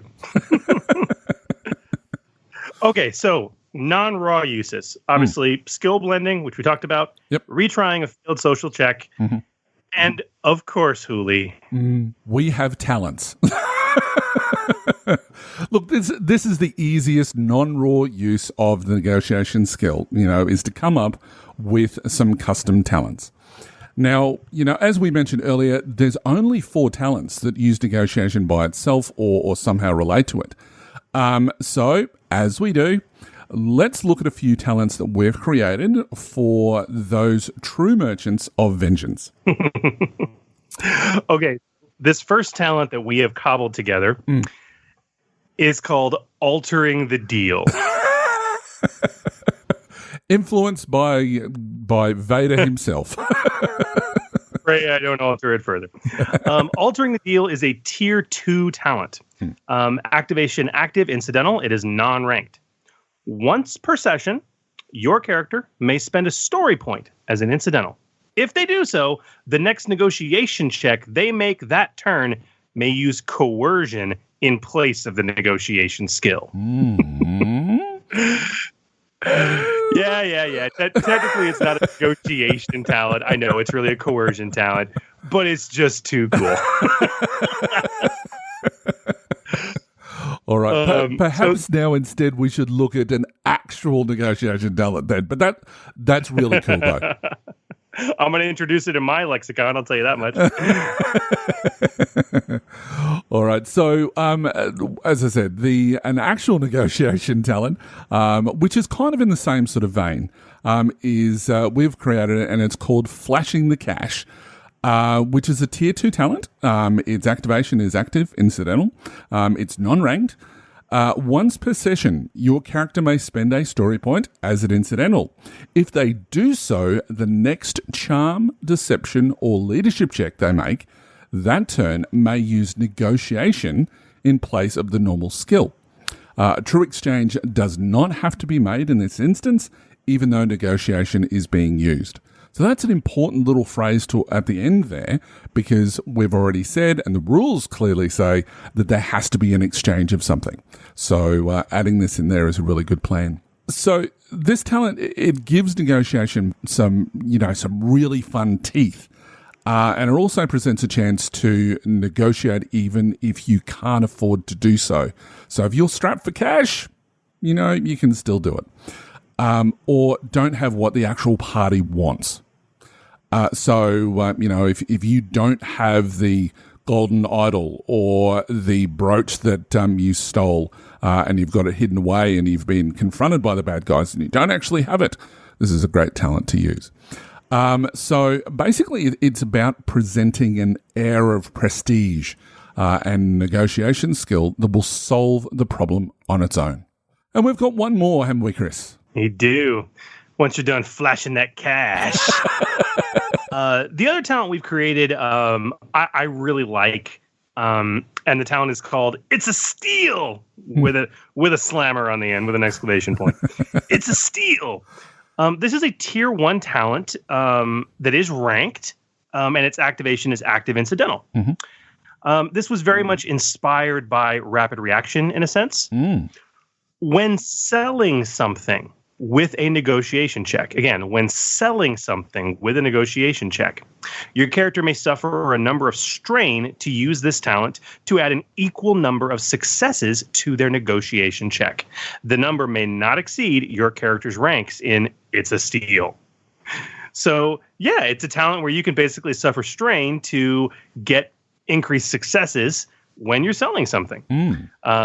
Because it's a steal. And I love this talent. It's a very simple little talent, ranked, but again, with those little tier 1 talents that get ranked again and again and again, you can build up, and you might be pouring a little bit of XP into it, but you can get to a point where you can suffer 3 or 4 or 5 strain, and get an equal amount of successes when you're trying to sell something. So this is a great way to use negotiation well to garner some really good income for yourself and your party. And if you're absolutely insane, as we've talked about previously in the show, that tier 5 isn't the top. You can basically just keep on taking that talent as a tier 5 talent. So, if you want to go nuts, and end up getting 10 successes and you can afford the strain, go for it. Can you imagine if you can't afford the strain? You're like, what's a strain threshold at? 10. How many ranks does he have? 10. It's like, well, he sold it for a lot of money, but then he passed out. It was really weird. Indeed. That's cool. Very, very funny. Oh, God. What a great way to spend threat on a negotiation check. It's like, oh, yeah, you suffer too. It's like, okay, I'm going to get 8 successes by spending 8 strain. I'm still up. Oh, you rolled 2 threat. I'm going to 4 threat. Yeah, take 2 more strain. It's like, yeah, he sold it, and then he just got really excited and passed out.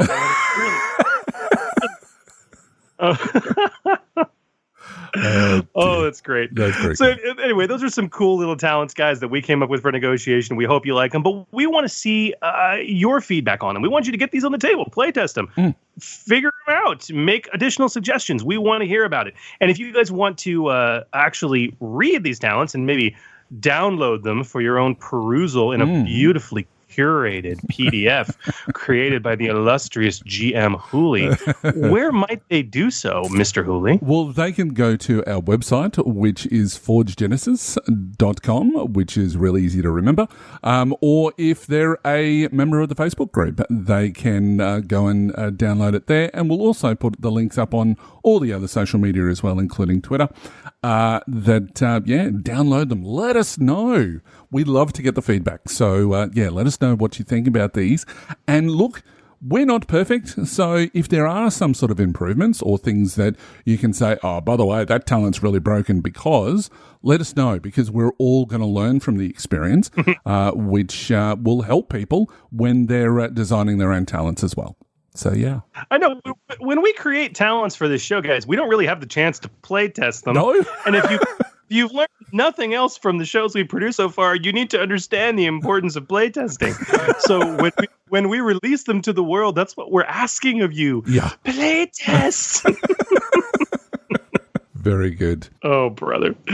All right, guys, if you have any additional questions for us for die casting, any particular skills or talents you want us to cover, let us know. Head to the social medias at ForgeGenesis or email us forgegenesis@d20radio.com so we can get it on the docket.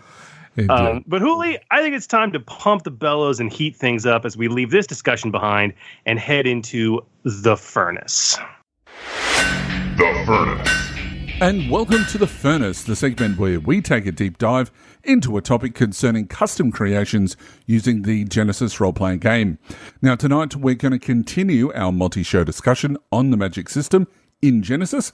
Now, we first covered the bare bones of magic in episode 8, De-mystifying the Mystical, part 1, and we're going to continue that deep discussion tonight. Although I'm really not sure whether I'm going to call it part 2, or maybe I can call it De-mystifying the Mystical 2, Electric Boogaloo. And as usual, guys, we'll be focusing not just on the rules as written, but also how to expand these core magic rules and build upon them. All, of course, leading to a future episode of Demystifying the Mystical, where we're going to talk about fully re-skinning magic into something else completely different for your own settings.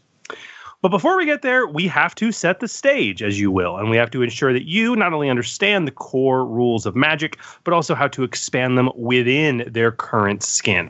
And to that end, we spent episode 8 talking about how magic actually works. Spells and skills and additional effects, as well as, the magical maneuvers that are also available in the core rulebook.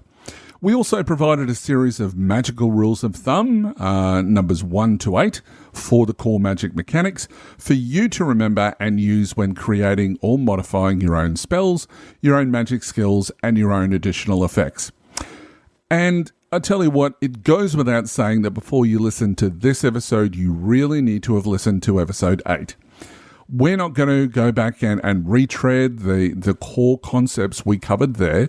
We're going to proceed assuming that you've already got that covered. So if you haven't, pause this episode. Don't worry, we will wait for you. Okay, so welcome back.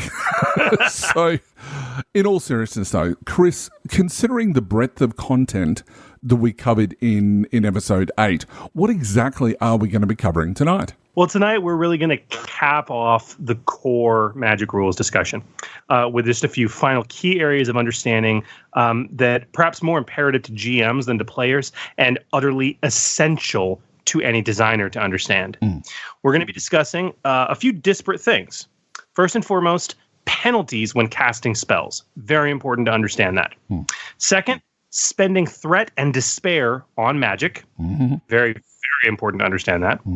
And lastly, how magic skills can and should be associated with careers. All right. The bottom line is that episode 8 was a lot of crunch. And tonight's episode is going to be a little bit crunchy too, but with some seriously good fluff that focuses on the design and mechanical theory for Magic's role in this game. And most importantly, how that is represented through the specific mechanics that we're going to walk through tonight. And yes, we may even have a few more magical rules of thumb to add to our list. Indeed. So, as we do, let's talk about the boilerplate. So, we're going to set the expectations, as it were. So, let's talk about the core rules versus Terranoth versus the expanded player's guide that we have now. So back when we released episode 8, we noted that there were 2 published products that utilize or present the Magic system, and that's the Core Rules and Realms of Terranoth. Now, at the time, that was all that we had, but now we have 3, and the third one's amazing. As the expanded player's guide is now out, and it's in our greasy, sweaty little heads. Well, mine are every time I touch it. But as before, while we will be referencing Terranoth on occasion, we're going to try our hardest to keep our discussion within the rules presented in just the core rules, as this is the base design or the template, for want of a better term, for Magic. But those core rules include what's presented in the core rulebook and has been expanded on in the expanded player's guide. Now, the EPG added 3 entirely new spell types to core Magic, and while we obviously didn't cover those in episode 8, we are going to revisit those heavily in future shows. So, for the time being, if it matters for our discussion tonight, we will be referencing them as appropriate. Now, the other thing as well is, as we mentioned earlier, go and listen to episode 8. We've said it before, but we are going to reiterate that be sure that you're brushed up on episode 8, because it covers everything that you're going to need to understand. Otherwise, some of this is probably going to end up a little bit of gobbledygook. So make sure that you are brushed up on that. Mainly because, as I said, the episode, we're going to cover how magic and spells work, how they really operate within the system. Yeah. Okay, so now that we got the boilerplates out of the way, let's get into the meat of tonight's discussion. Let's start, Hooli, with penalties for casting spells. So in episode 8, we spent a lot of time talking about how spell casting works and the mechanics of spells and the skill checks to attempt them. But the one thing we didn't discuss, and we need to quickly, is the inherent situational penalties that are available and should be enforced when casting spells. These are extremely important to understand because, most importantly, you need to know them to play properly, but understanding them really peels back the curtain on design intent for the magical system. And really a golden rule of thumb we'll get to that will inform a lot of Magic design for not only expanding Magic in its current skin, but even reskinning it later. Absolutely. So the standard penalties are going to be summarized on table 3.23, sound like a lawyer, on page 210 of the core rulebook. Yeah, and all these penalties, they either add setback dice to your Magic skill checks or may even upgrade the difficulty. And we can go through them very quickly. There are not too many of them.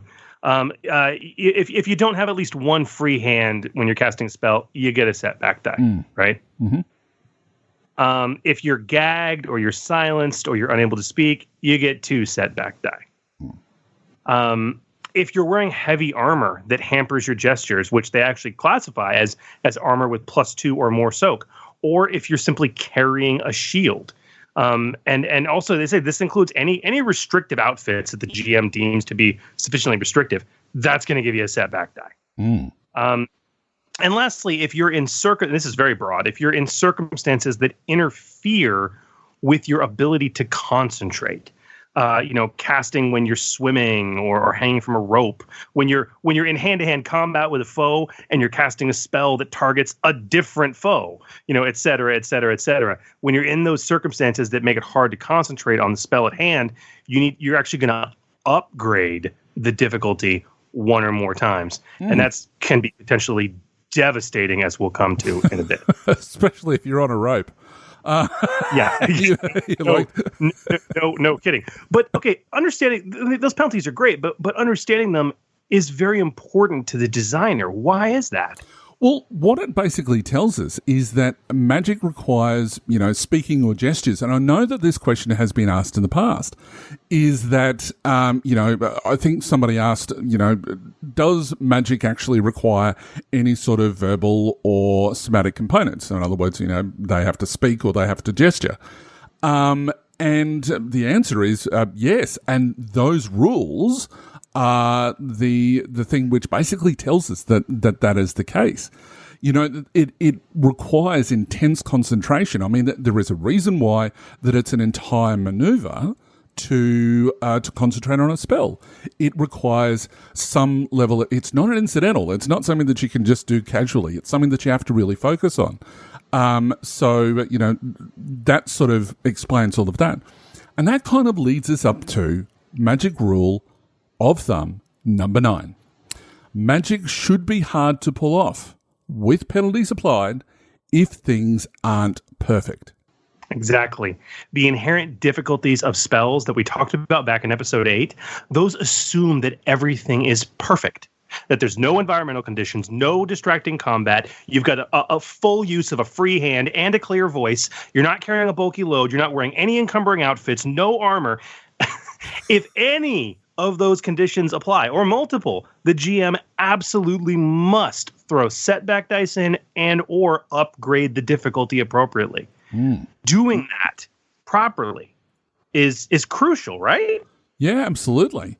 I mean, it's basically creating the rules themselves are designed so that it by including those, it becomes a lot more balanced. The mechanics of magic are they may seem a little bit easier to use, and magic is the answer to everything. But there are so many limitations that you have to, as the GM, that you have to be applying to give it that balanced state. So yeah, absolutely. Now, spending threat and despair on magic skill checks. Back in episode 8, we talked about how one casts a spell through the use of a magic skill check, whether that be Arcana, Divine, or Primal, or even, if we're going by Realms of Terranoth, you've got Verse and Runes as well.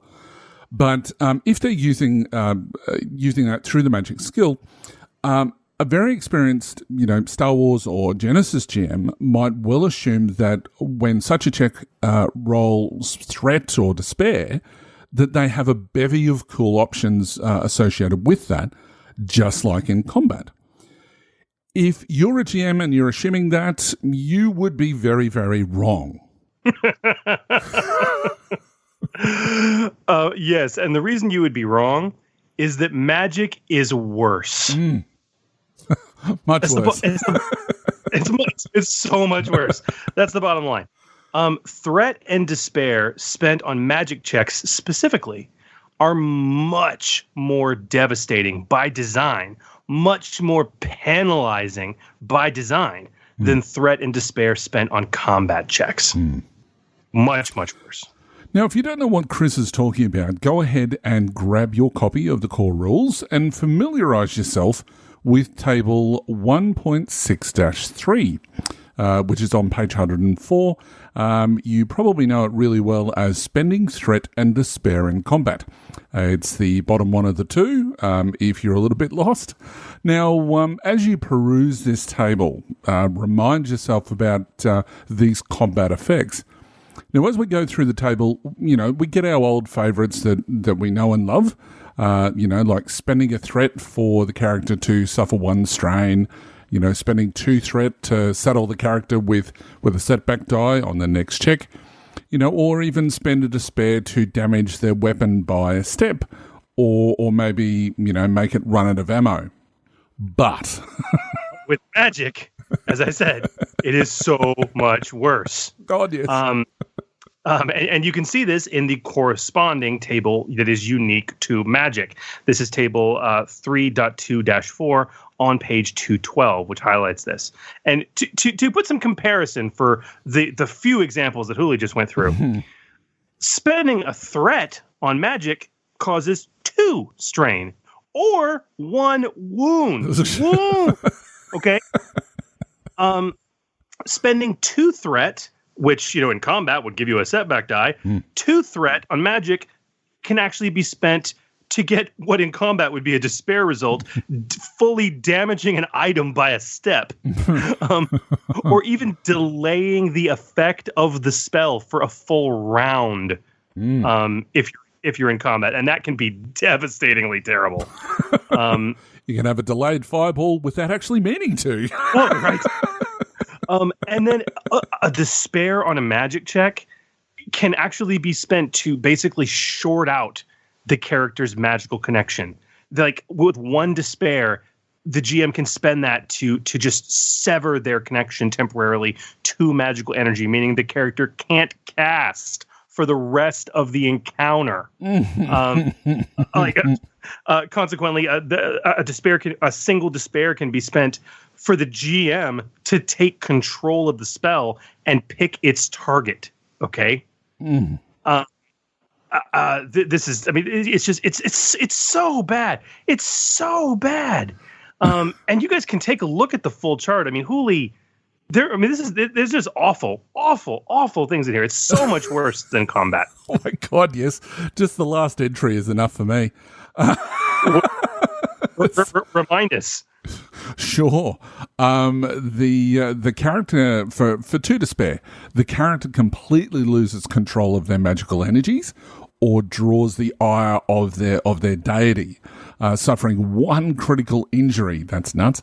At the GM's discretion. That's insane. This may instead take the form of some type of terrible or hilarious misfortune, such as temporarily being turned into a small woodland creature, being struck by lightning on a clear day, swapping bodies with someone else in the encounter for the remainder of the day. That's just got roleplay opportunity written all over it. Or summoning an avatar of divine or infernal wrath. Whoever does this is having a really bad day, let me tell you. And the last one, if a character is using a magical item, it is completely destroyed. So, if you've got that ring, that favourite ring of yours that you're using, don't roll 2 despairs. That'd be enough for me to not want to roll a red die ever, to be honest, or 2 of them at least. Yeah, that's nuts. Absolutely nuts. But yeah, look, this is a question that comes up quite often when it comes to, the opposite of that. We talk about threats and despairs, but when it comes to advantages and triumphs, we're often asked, and I probably get this question probably once a week, where people sort of say to me, oh, look, what is the story with advantage and triumphs? Because it's not in this table. Basically, we get that there's a difference when it comes to, the threats and despairs. But the thing is that, the reason why that is because it's absolutely deadly if things go wrong in the magic realm. But, the options for magic skill checks when it comes to advantages and triumphs, simply put, there's no real alternate options at all.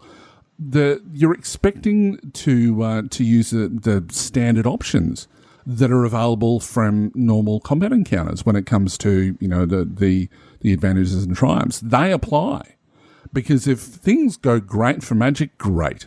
It's just like normal. But when it comes to the nasties, it's obviously worse.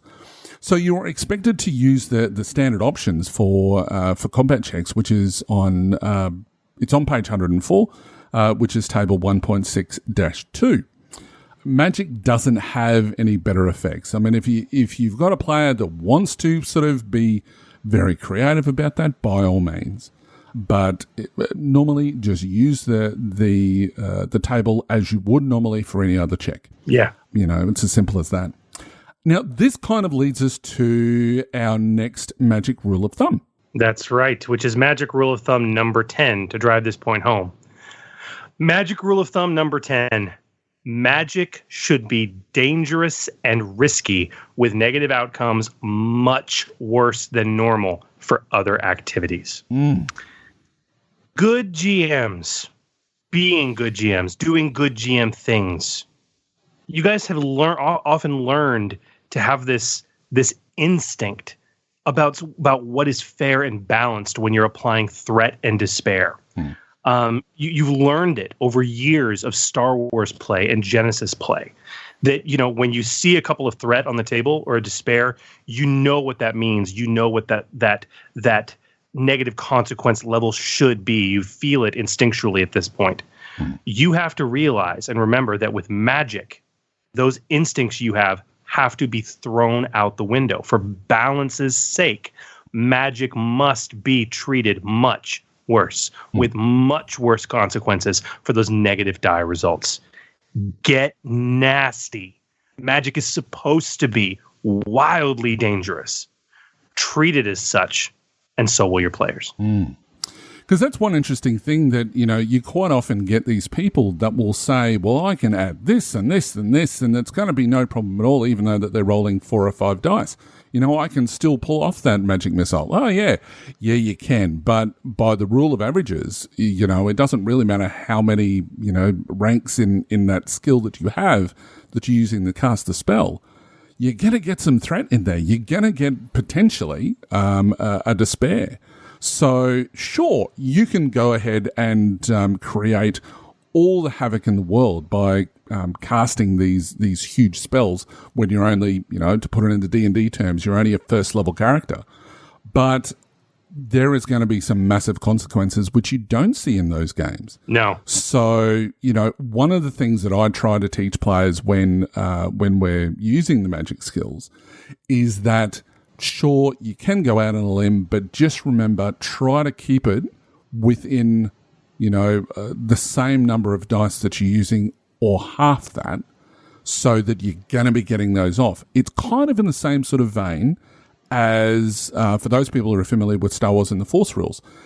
And this is an incident that I had with another campaign, was that I had a player who spent all of these XP on going down the tree of the move power, but only had 1 rank of Force rating. So that meant that they were constantly getting frustrated because they were failing all the time to do their stuff.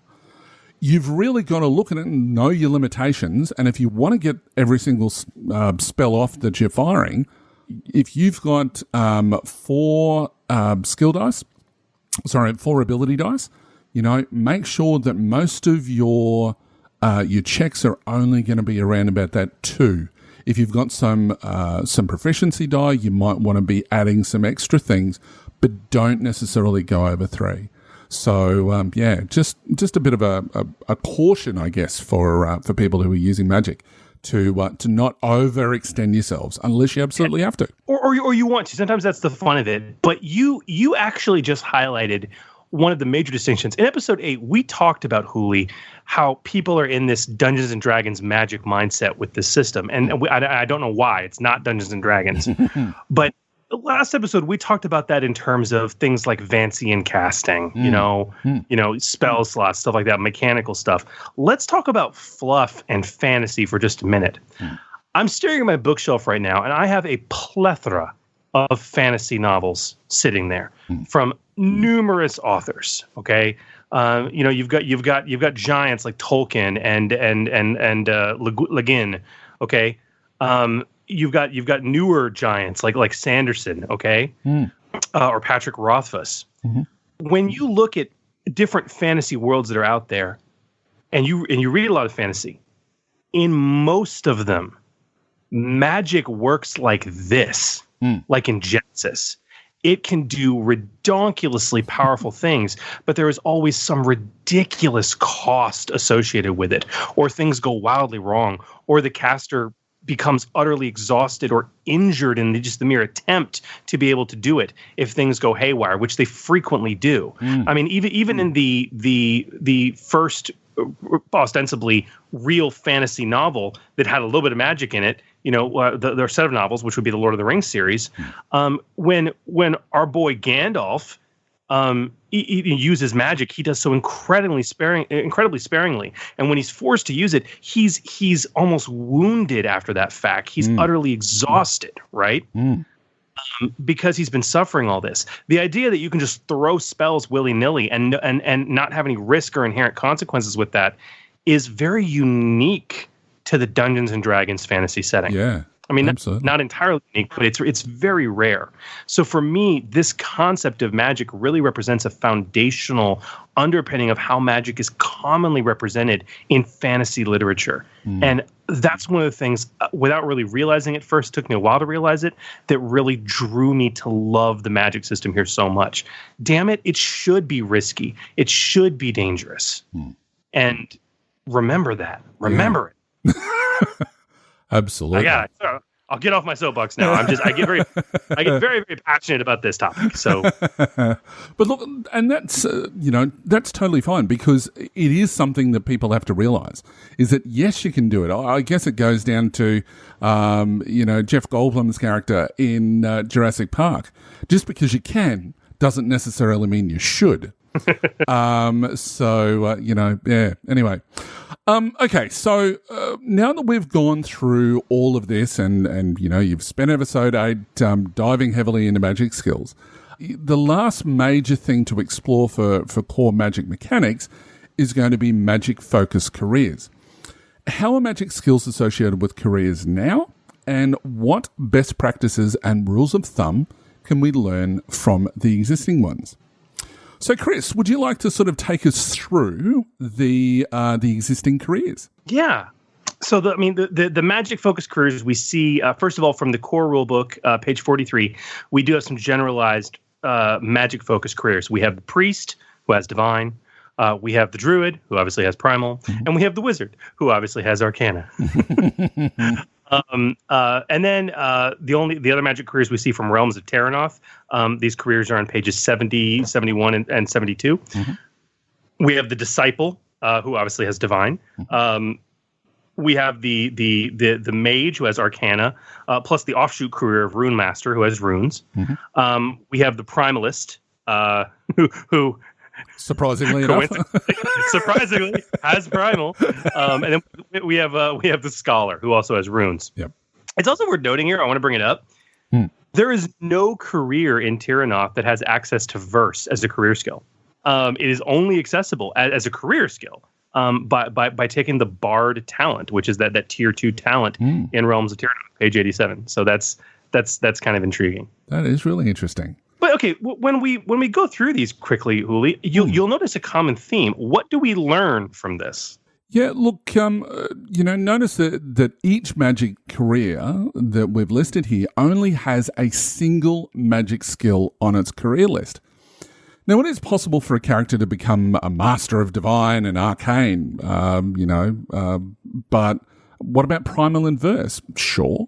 But this is going to require non-career ranks purchased, which is going to be, a lot more expensive. Sure, it's only 5 XP, but, that mounts up. That's an entire tier 5 talent that you can be having for that. Then the only other way is to do it through talents as well, because, Bard and Templar, for example, are the only two that we have published to this point that provide the addition of one of those magic skills. And even one of those, which is a Templar, which is something that we talked about in a previous episode as well, is that it's a tier 1, but it's got a massive limitation in that you can cast it, but you can only do it once per encounter. So, that there's limitations as to what you can do. However, in both the core rules and Terranoth, there are multiple sources of magic. Now, the theme presented assumes that divine users are fundamentally different from arcana users.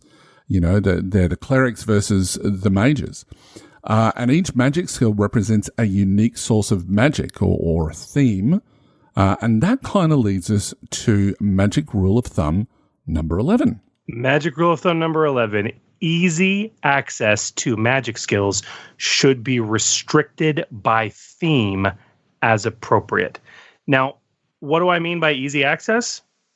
I mean having it on your career skill list.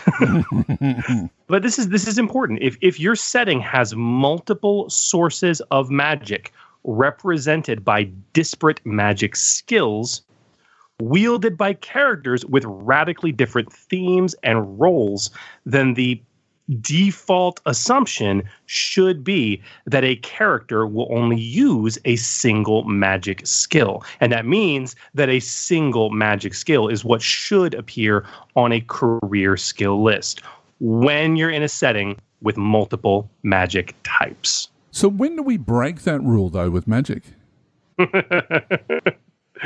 When we get into magic reskins, well, we'll see that rule of thumb is actually broken quite consistently. But when still talking core magic rules, when should we break that?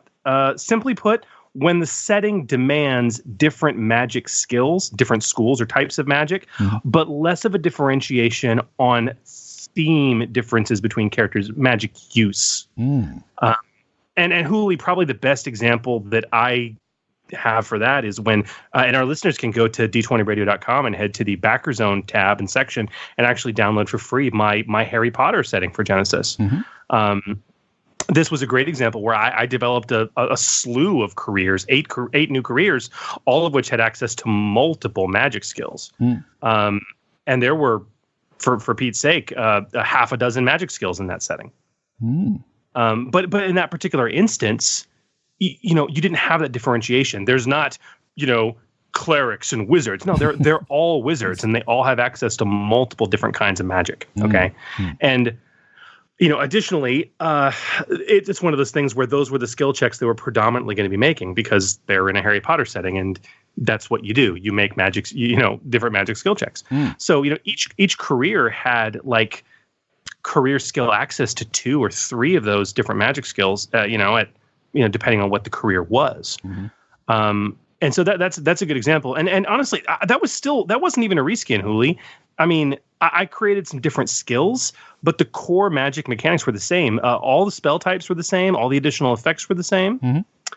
I just created some new skills and some new careers for that setting. And that was an example where, because it made sense for the theme, that rule was broken. But again, and this goes back to episode 8 too, it all comes back to theme. Yeah, absolutely. Because, I mean, with your setting as well, you've got, you've got X number of magic skills. But again, if people want to be able to cast all of the different things, what they're going to have to do is that even if they've got 3 magic skills, they've still got to split up their XP. So, it's not as though that, like as in Terranoth, that if you've just got a caster who is using divine magic, that they've just got the divine magic skill that they need to focus on. And if they want to spend all of their XP on that, great. But if you're in a setting that gives you 3, but of those 3, they don't have access to all of the different spells, you're going to have to start splitting up your XP, and that can be a costly exercise, especially if you've then got all of your other skills to look after and additional talents as well. The same sort of thing. It's great to have, a fantastic skill in something, but you need to be able to be putting in additional effects that are maybe coming from talents and stuff like that. And we see some of those things that are appearing in the expanded player's guide. That's all of the talents are all magic talents, which is absolutely fantastic. So, and they give special abilities like teleport, for example. So, all of those things, you've really got to, sure, it's okay to have that, but you've got to look at the XP that your players are going to have to invest across the board. So, yeah. So I'm sorry. I had to crack a smile when the expanded players guide came out. Right. Because when did I do that Harry Potter setting? That was 2 years ago. 2 years ago, yeah. And at the time when I was writing it, I was like, God, how do I handle things like the Harry Potter version of teleport, which is apparition, the ability to apparate. How do I handle iconic things like, the unforgivable curses, like Cruciatus or the killing curse of Ada Kedavra, right? How do I handle things like, being an animagus, and being able to turn yourself into a wolf or a rat? Yep. Because you can probably shoehorn those things into the existing spells, but you really would be shoehorning it. And so then I hit on the idea and we play test. It was like, you know what? I'm going to make these talents. Okay. You know what? You want to learn how to apparate? It's a talent. Okay. Here, you take the talent. Here's a skill check associated with. You want to learn how to be an animagus? You want to learn one of the unforgivable curses? It's a tier 4 talent. Here you go. This one's a tier 5 talent. Here you go. All right.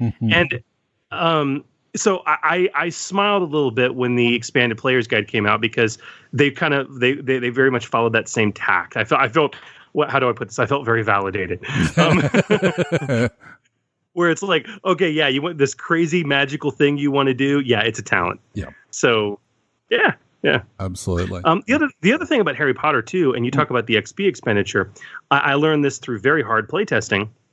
Another thing that made that level of magic skills where players are forced to spread their XP. Another thing that made that viable is because of that fact, I actually reduced the skill list for the setting. There are fewer general skills than you will find in the core rulebook. Right. Additionally, I also learned very quickly that nobody, although I kept the skills in, nobody would spend XP on combat skills. Right.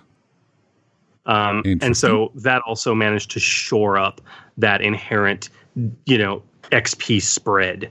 Yeah. To a point where it was kind of balanced basically. And even then the 6 magic skills that I came up with in the end, those were hard fought. I mean, in early drafts, I had like 9 magic skills. Okay. Wow. And it was playtesting that was like, okay, wow, that's just way too much. The XP is way too thin. And, okay, but they're not spending anything on combat. So, and if I remove a couple other skills, or combine a couple here, we can get it down to a reasonable number. And 6 seems to be the good choice. And they really are thematically different when you get into the Harry Potter lore. And, yeah. It's very, very cool. So that's when we break the rule. Yeah. But generally speaking, easy access to magic skills on Coryllis should be limited to 1. It should be restricted by theme as appropriate. But that assumption is predicated on the fact that there are different types of magical energies in the world, that those different magical skills truly correspond to completely different sources of magic, wielded by radically different types of characters with different themes. And to be fair, that's most fantasy settings. That's true. And we'll certainly get into a lot more of how you can fiddle with that in a future episode. So yeah, and we'll talk more about Chris's Harry Potter setting along with, and by all means, as Chris said, go and take a look at that in the backer zone at d20radio.com. It's a fantastic little setting. And a lot of that, Chris, correct me if I'm wrong, a lot of that you sort of designed just, it was very in the early stages of or even before Genesys was even a thing. Yeah, half of it was fully written and designed as a Star Wars conversion. Right. And then when Genesys came out, it was like, oh, crap. Okay, let's redo this. But yeah, I'd been working on it for an extremely long time. Yeah, absolutely. So, definitely go and take a look at that. All right, so look, with this knowledge that you now all have from everything that we've been talking about, plus our discussions from episode 8, you should now be able to easily understand and run the magic system with your players. But more importantly, expand on it with new careers and new spells and skills unique to your setting. Chris mentioned his Harry Potter setting before, and we talked about that for a little bit. But one that we've talked about on the show, as well as the Inquisition setting, which does a very unique thing with its skill design and the way that that spells work. So there's all sorts of things that you can do.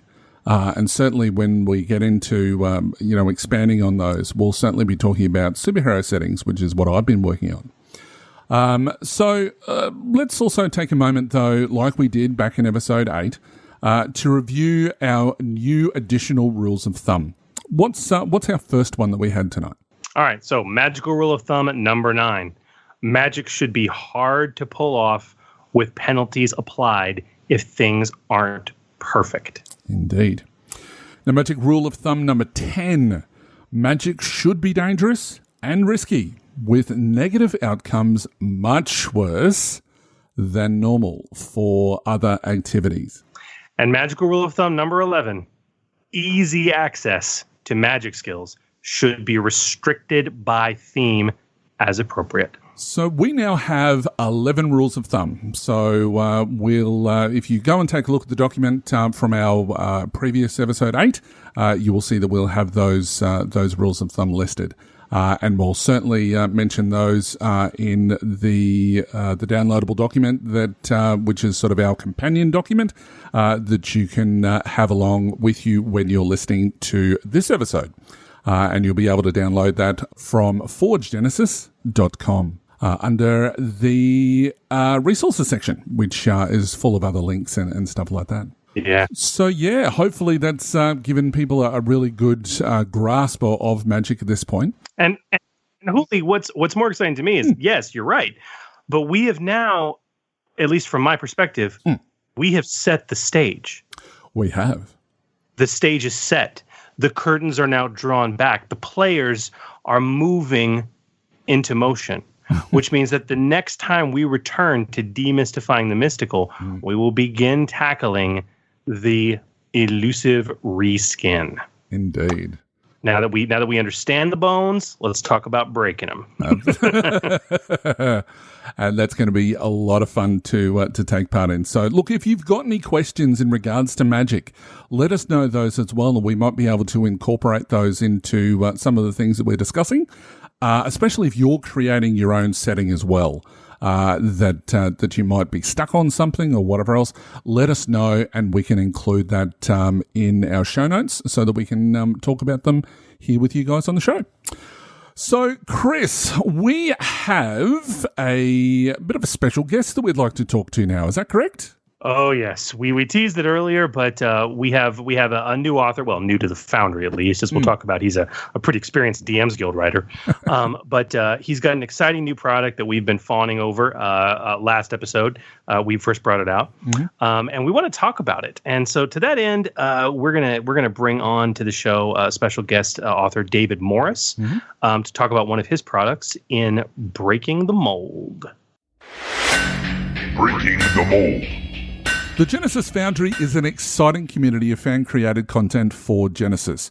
New settings, new rules options, adventure and campaign modules, and so much more. But some creators go above and beyond, subverting our expectations and breaking the mold with their work. Our Breaking the Mold segment is dedicated to showcasing an exciting offering available right now in the Genesys Foundry as we separate the pure ally from the slag and point you to the best content out there. Now, tonight's guest over the last 3 years has published over 30 products on the DMs Guild and Drive-Thru-RPG. Many of his titles have copper or better ratings, working with many other artists, editors, and writers in the RPG community. He regularly volunteers at no less than 10 separate events each year in his local area. He's also a local coordinator, event organizer, and dungeon master for the D&D Adventurers Guild, or Adventurers League, should I say. He enjoys teaching others the joys of gaming and plans to use those strategies learned through his Adventurers League experience to help grow interest in the Genesys system with people in his area, which is great. He's also an instructor for Ashley Warren's RPG Writers Workshop, where he teaches editing for self-publishing. And now he's dipping his toes into the Genesys Foundry pool with his first product, Monstrum Encyclopedia. Like the man's not busy enough. Tonight, The Forge is happy to welcome to his first time on the show, David Morris. David, welcome to The Forge. Hey, thanks a lot. Oh, David, it's so great to have you here with us. Thank you for joining us. Happy to be here. So, David, can you tell us a little bit about yourself and your gaming career? So I started playing D&D back in the 80s when my cousin came to visit one time. We just played a quick, half an hour game.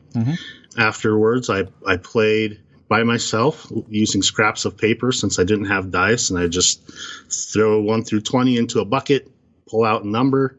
If I needed a different die, I'd dump them out, find the numbers I needed, and do it again. In retrospect, I should have had a different pile for each die. But on more like the, pro or semi-pro side, I started running D&D for the Adventurers League about 6 years ago and became a local coordinator for that in my area.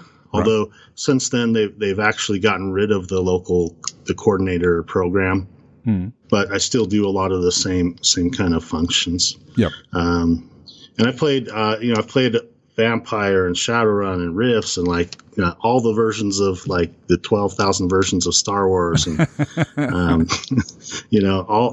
all kinds of games. I think it's vital as a just DM and player, but also as a creator to experience all those different systems. Yeah, absolutely.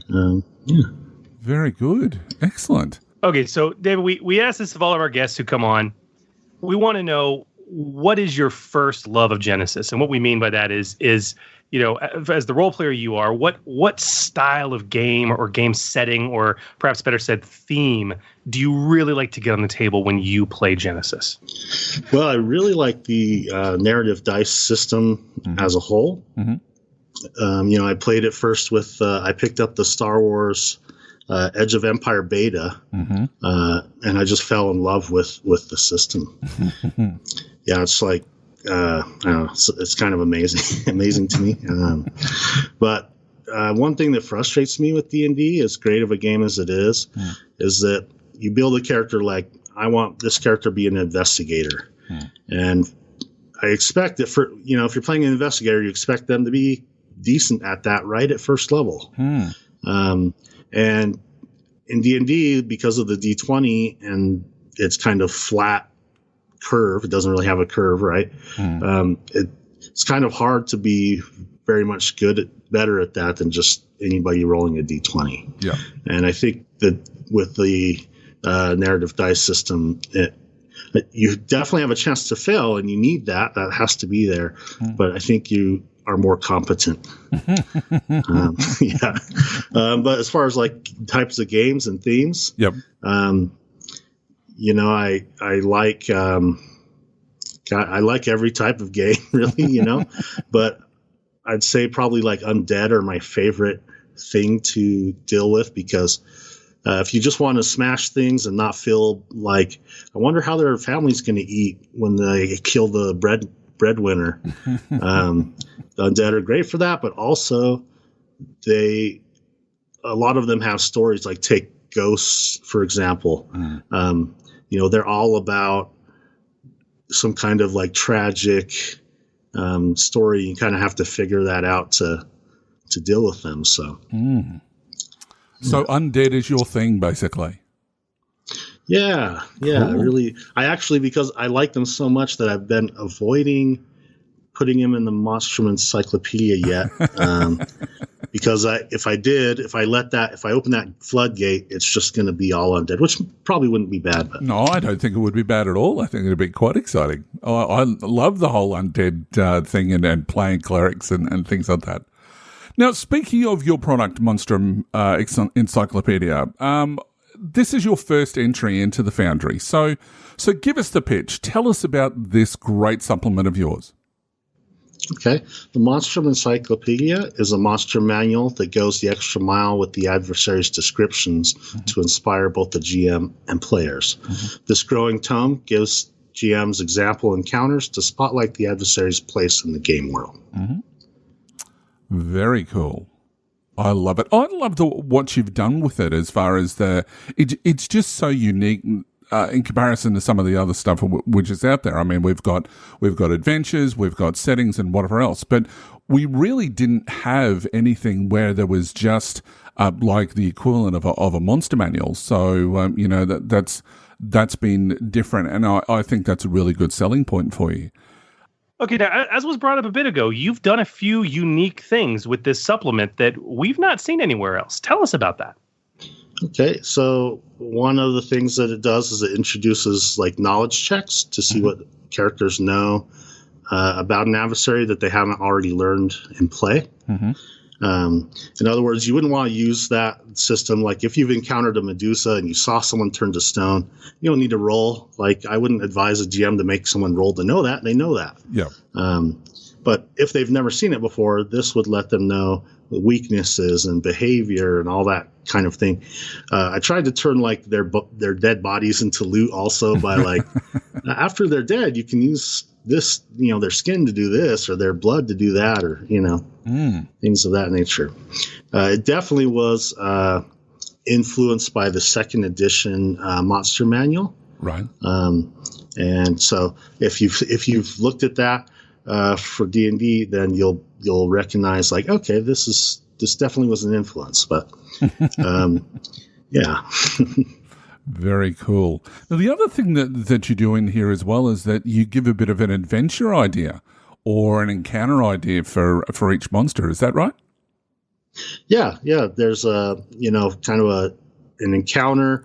The Chimera has like kind of a shorter encounter. Probably it's maybe half an hour worth or maybe even an hour. The Medusa one, I just am going with what feels good. So I tried to keep it to a page, but if I feel like it needs more, I just do that. And I think actually that one could be, a night's adventure you could do with adding a little more. Like if you went, okay, first we'll do the Chimera encounter on your way to get to the Medusa, and then we'll do the Medusa encounter. That could probably get you the night's play. So. Very good. Now, we said this earlier in the episode. So, especially with the Chimera entry, which is sort of like a bit of a teaser product that you've put up there.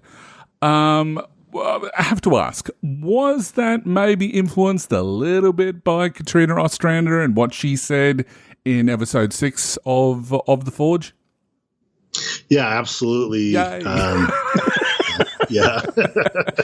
I've actually have like two or three pages of notes from that specific interview. Right.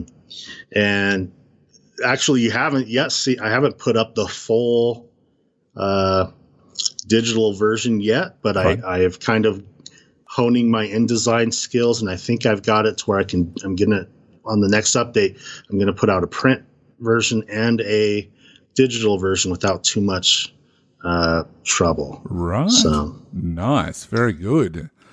See, Chris, I was right. There you go. So as we mentioned earlier, you've released product on the Foundry before, but specifically with the DMs Guild, we should say. You've done a fair bit of releasing there. So can you talk to us, because this is something a lot of our listeners are curious about, who may not be as familiar with the DMs Guild. What are the differences from your perspective between the Foundry and the DMs Guild? Okay, so I think the biggest one that I would say right out of the gate is that the Guild has a lot larger customer base and pool of creators right now. It's been around a bit longer. Of course, D&D is kind of the elephant in the room. But on the Foundry, it's a lot easier to get noticed, for better or worse. Although if it works like the Guild did, when the Guild was new, folks were a lot more forgiving when they saw a product that maybe wasn't perfect. So I think that we'll find that for at least a while on the Foundry, that people will be a little more gentle until as everyone that's creators kind of push the expectations of quality up, which is with Scott and Keith and Sterling. All these people. Actually, there's a whole bunch of the Starcana folks. The bar's already set kind of high, but I think that you'll have that. The next thing would be on DM Field, you can't do your own setting. You have to do either a generic product or Eberron, Forgotten Realms, Ravenloft, Ravnica, or I mentioned Eberron. With Genesys, obviously, since it's like a generic role-playing system, that really wouldn't work anyway, but it's just really great to have that freedom. Absolutely. Now, what were some of the challenges that you faced going into this in the first place? You've mentioned these other people. Is that a concern, do you think, for many people who are wanting to put stuff in the Foundry, but as you say, that the benchmark has been set fairly high? Do you think that's intimidating? Did you find it intimidating? Yeah, I think it is intimidating. It was a little bit intimidating for me, but since I've kind of already been beat up over in the guild, I wasn't as worried. Plus, I've built up, my skills with InDesign and writing and kind of self-editing a bit. Although I need to give it another editing pass, but I do think that's the case because people have a lot of imposter syndrome anyway. And I've actually considered maybe I should put something on there that doesn't have all the frills on it. That's basically just a Word doc with some headings to show people you don't have to have this huge production value. Just start, because you just need to start. Just put it up there. If you get criticisms, that's great, because that's going to help you improve. Don't take it personal. Just pull out the feedback that adds value and forget anything that might hurt your feelings, and then just keep going. Because I think that's something that really does affect some people, that there is that criticism out there. Like anyone in the fan community will tell you, from, places like Star Wars and Star Trek and whatever else, that there is always going to be the haters out there. And I think that people have to sort of, take a step back and really look at, what it is that they're doing. Are they happy with it? And as long as they're happy with it, there's going to be other people that are happy with it. So yeah, it's good that, you've taken that approach. So well done. So, we've talked a lot about, what some of the things which are in the Monstrous Encyclopedia. You're intending to build on that further as you progress, aren't you? That sort of, how's that going to work? Can you tell us about that? Yeah. So I wanted to avoid giving a specific once per week or once per month thing. I'm also, I have a full-time job. I am a full-time student.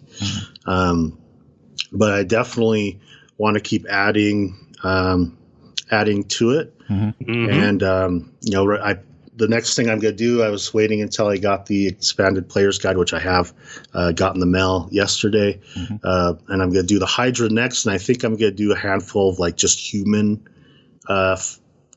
things to kind of change, because I have a lot of kind of Greek monsters in there. But yeah, very cool. Very cool. Well, I'm in love with your product. So that's, you've got one fan. I'm sure you've got That's more. all I need. Okay, so our last question to really ask you, man, is what's next for you and the Foundry? What else can we look forward to from you? Okay, so the next thing I'm working on is an adventure set in Dalek, which is a city in the Toru Alps in the far west side of the kind of world that we have right now. and it's gonna deal with the Infernal a lot. Okay. So yeah, that's kind of what I'm working on right now. Very, very cool. Well, we look forward to that. Well, David, it's been an absolute pleasure having you on the show. As a final thought, is there any advice that you'd give people? Now, I know that we've already spoken about this, but would there be any one little nugget of advice that you'd give to anybody that's wanting to submit their work to the Foundry? So, yeah, I would say, just do it. Just do it. If you...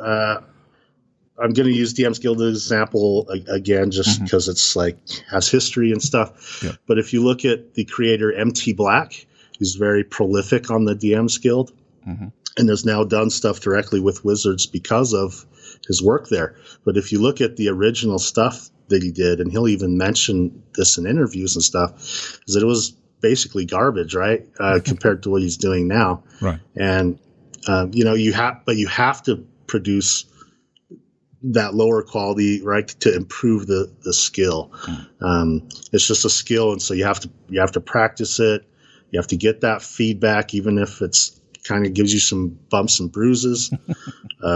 Take a break, let the pain go down, the swelling go down a little bit, and get right back on the horse. You don't learn any other skill. You don't come out of the gate and you're perfect at it. So absolutely. That's great advice. So very good. All right, David, thank you very much again for coming on the show. And don't forget to everyone to remind everyone that they can download Monstrum Encyclopedia from Drive-Thru-RPG. And yeah, go out and do it. So again, David, thanks very much for coming on the show. David, it's been a real pleasure having you on. Thank you. Yeah, thank you, Huli. Thank you, Chris. That was a great discussion, and look, the product that for a first-time Genesys person, but as he pointed out, he has done stuff for DM's Guild before. It's really, really good, and I love the way that it's going to expand over time. So very, very cool. So thanks to David for coming on the show, look forward to whoever our next special guest is going to be. So that'll be fun. I know. I can't wait. But yeah, seriously, guys, if you haven't checked out Monstrum Encyclopedia, do so. It's well worth it. But Huli, I think it's come to that time where we might need to hammer out some questions. I think it's time for Under the Hammer. Under the Hammer. And welcome to Under the Hammer, the segment where we will answer your games and rules questions about the Genesys role-playing game as it impacts both rules and content creation and, of course, play. Now, quite a few questions this week with a couple coming from our Patreon supporters, which is absolutely awesome. Now, those guys and gals get their questions prioritised, so if you'd like to beat the queue, visit patreon.com/ForgeGenesys and become a supporter today. But never fear, we will get to your questions in time, so please keep them coming. So, Chris, would you like to read out our first question? Sure thing. This one came in from David Morris on our Patreon Discord. Wait a minute. Did we just interview David Morris? Yeah, we did. Now, that's what I call commitment right there. Indeed. He's a guest author and he's also a patron? Wow. Yeah, he is. Good guy. Okay. Well, we love you, David. David, this is like your episode, buddy. Swear. Okay. All right. Well, he said the following. He says, what do you think about doing a tweak to the game for a setting with a lot of social encounters? Specifically, having a soak value for stress based on willpower, having social attacks that have damage ratings and argument qualities and other tweaks like that. What other tweaks might you suggest? So very interesting question. Wow. That sounds like ready fight. I know, right? I know. I've actually toyed with this a bit. Right. So, yeah, I mean, your thoughts? Yeah, look, if I was running this sort of setting or this sort of campaign, I think you'd have to use some type of, a specialization system or break the social skills into more than just the standard 5. Now, this is something that Legend of the Five Rings does really, really well. For those that are interested, it's on page 143 of the Legend of the Five Rings core rulebook, which is also by FFG. And it specifically mentions, that if your campaign is more focused on combat, for example, you can expand the combat skills. For example, if we translate it into Genesys, instead of having, just straight out melee or melee light and melee heavy, although that's a good example of existing specializations within the current rules as it is. But if you were just doing nothing but, like you were doing a Highlander type campaign, you might just have, like melee knives or melee polearms or melee swords, et cetera, et cetera. The same goes for social skills. In Legend of the Five Rings, they have this skill which is called courtesy, which is kind of a bit of a catch-all. But it's a measure of a character's ability to influence others, outmaneuver their opponents in arguments and things like that. The suggestion is to break that down into two specific areas, which is gossip and sincerity. Now, you can obviously break down those further, but both of those types, gossip and sincerity, both of those form part of the actual skill itself. But they're slightly different in their approach. And, if you go into Legend of the Five Rings, you can actually, go into approaches a lot more. But this is a Genesys podcast. In Genesys, for example, we've got the 5 social skills, but, you might want to break down charm, for example, into persuasion and seduction. So, they both form part of the same skill, but, that they are slightly different. Now, this would obviously expand the skills substantially, so you may need to reduce the combat skills. So for example, range would only be ranged. You wouldn't have the heavy and light, and the same goes with melee. And you might want to sort of bring in skullduggery and streetwise or something like that. So, you can expand, but wherever you expand, you have to contract in some way, shape or form.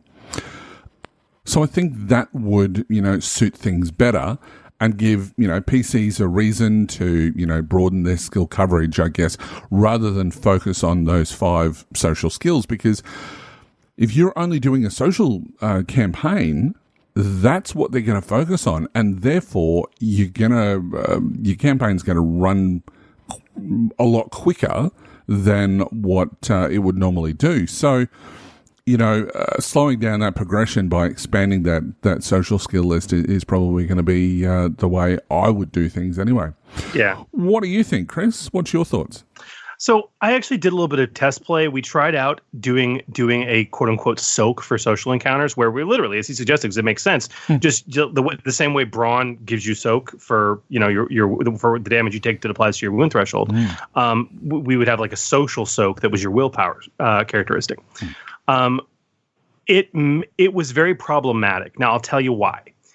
The reason being, if you're running the standard social combat, quote unquote, successes on the check equate to strain damage, right? Right. The difference between that and combat is that damage, just as in combat, damage to your wound threshold doesn't just come from uncanceled successes. There's a base damage that the weapon has. And so that doesn't exist in social combat.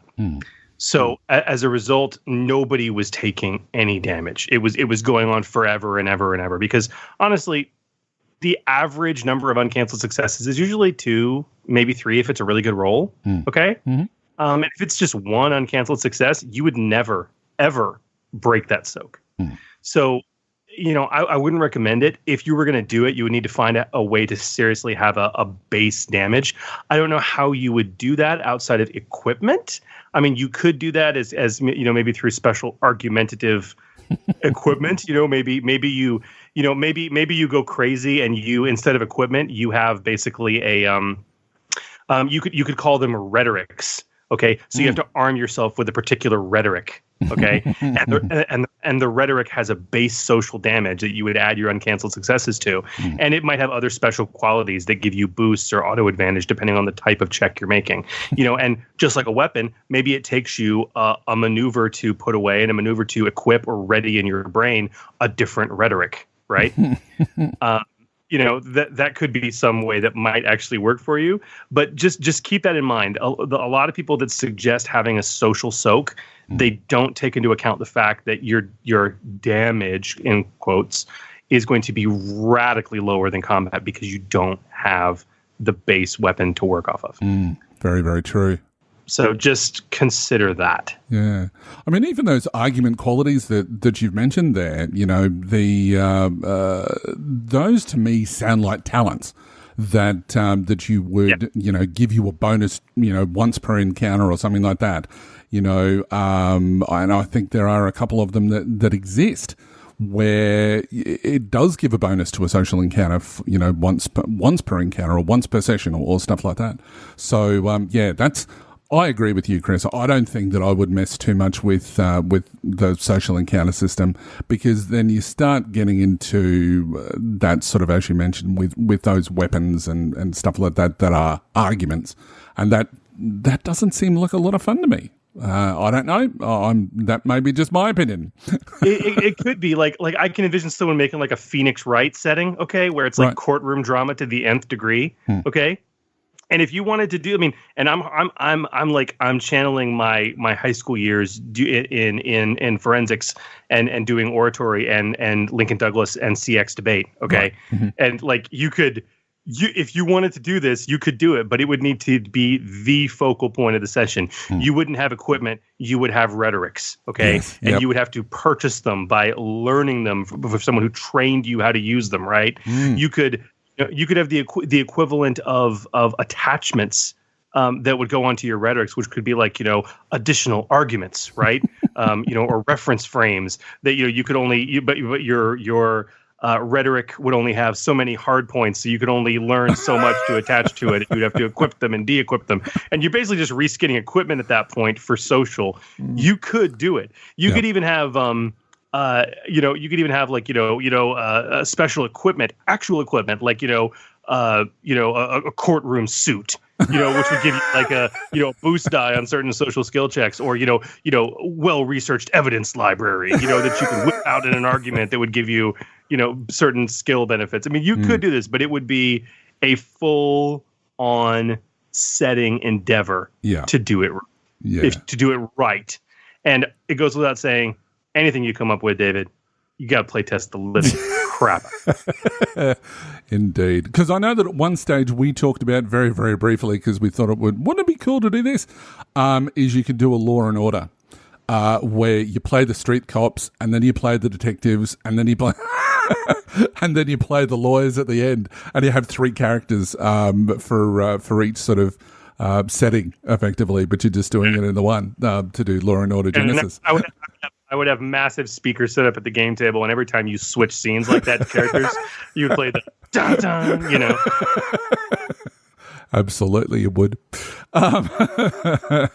All right, so thanks for that, David, and thanks for the interview earlier. So hopefully that does answer your question as well. So next up is an email question from Simon, and who says, "Howdy, dear GMs. I have a question about the cost of cybernetics in Genesys and Shadow of the Beanstalk. Actually, this question has been at the back of my head since Edge of the Empire. I get that each new implant reduces the strain threshold by 1, and I've noticed the special cases of bioroids and cyborgs.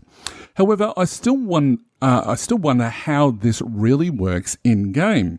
How balanced is it, and what are the implications of all of that on other aspects of the game?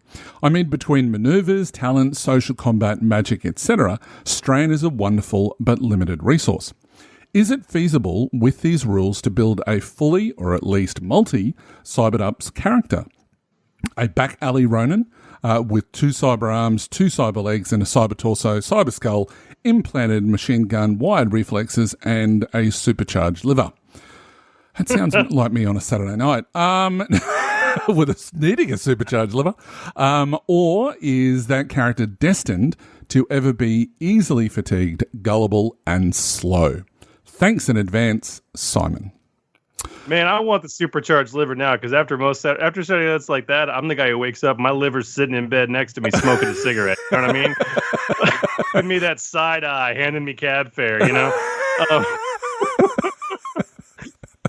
I'm like that at the end of on the Saturday night of Game and Action Con every year, Chris. So yeah, that's the year for men of a certain age, for men of our age, for men of a certain age. Yeah, that's one night a year of utter debauchery, and you feel like absolute hell. The next thing. And then your dumb ass was thought you were brilliant by scheduling a 9 a.m. Sunday game. Yeah. Oh, yeah. In terms of the question, Hooli, yes. You are much so more than me a huge aficionado of Shadow of the Beanstalk and cybernetics. Do you want to take this one? Because I know you probably have the answer just on the tip of your tongue. Yeah, look, basically, Simon, firstly, thanks for the question. I think the simple answer is yes, you certainly can when it comes to, build that sort of feasible character with all of those bits and pieces, but still have a decent strain and whatever else. But you may be affecting the game balance. You know, having said that, if everybody else is doing it, then you should be fine. Because as long as the one rule applies to everyone, the game is relatively balanced. Where it will probably come unstuck, though, is that your cybered-up character may outshine the other characters who don't have cybernetics. So there's some things that I'll talk about very shortly which kind of answer that part of the question. Now, in Star Wars, the number of cybernetic enhancements is limited by your brawn rating. So if you've got a brawn rating of 3, the most you can have is 3 cybernetic emplacements. Shadow of the Beanstalk, however, is different in that you lose 1 point of strain for each piece of cybernetics. Now, essentially, that's just as much thematic as it is game balance. But as you can see, you can get a lot more cybernetics because strain is always above the maximum of 6 in Star Wars for your brawn.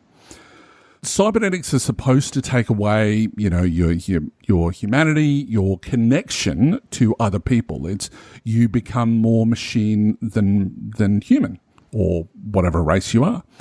But it's also supposed to be that way so that people don't go crazy and break the game with all of these enhancements that basically are going to make all of your stats hugely outstrip everybody else. But it also represents the less clunky nature of cybernetics in Shadow of the Beanstalk compared to Star Wars. But that's not really answering your question. Now, strain, you're 100% right, is a resource, and it's a limited resource that people have to look after. Ask anybody who uses magic. They will soon tell you how strain is just so limited, even though that they can cast whatever they want. As one of my players found out the other night, he fell unconscious twice through casting spells. Anyway, now players basically have to respect that strain is the way that it is. They have to understand it. They have to be very, very careful with it. But there are other ways that a character in Shadow of the Beanstalk, anyway, can cyber themselves up. And that's where you need to look at Gmods. Now, Gmods do similar things to cybernetics, but there is absolutely no strain cost. Now, if you want to go crazy, you can design other Gmods. There are no rules for it, but you can certainly, re-engineer some of the existing ones. But the thing that you have to remember when it comes to Gmods is that when they're installed, they have a chance of failure. And I tell you what, when they do fail, things go very, very wrong indeed. What's happening with the Gmod is you're changing the person's DNA to do something. So when you're doing that, if something goes wrong, it goes horribly wrong. So take that into consideration. And there are certainly rules in the Shadow of the Beanstalk for that, where when they're installed, you have to make a resilience check, I think it is, off the top of my head. Now, the things to consider with cybernetics is that removing the strain cost is totally feasible. However, there has to be other balancing factors. Now, you may consider things like special cybernetic viruses that get into the mechanics of the system.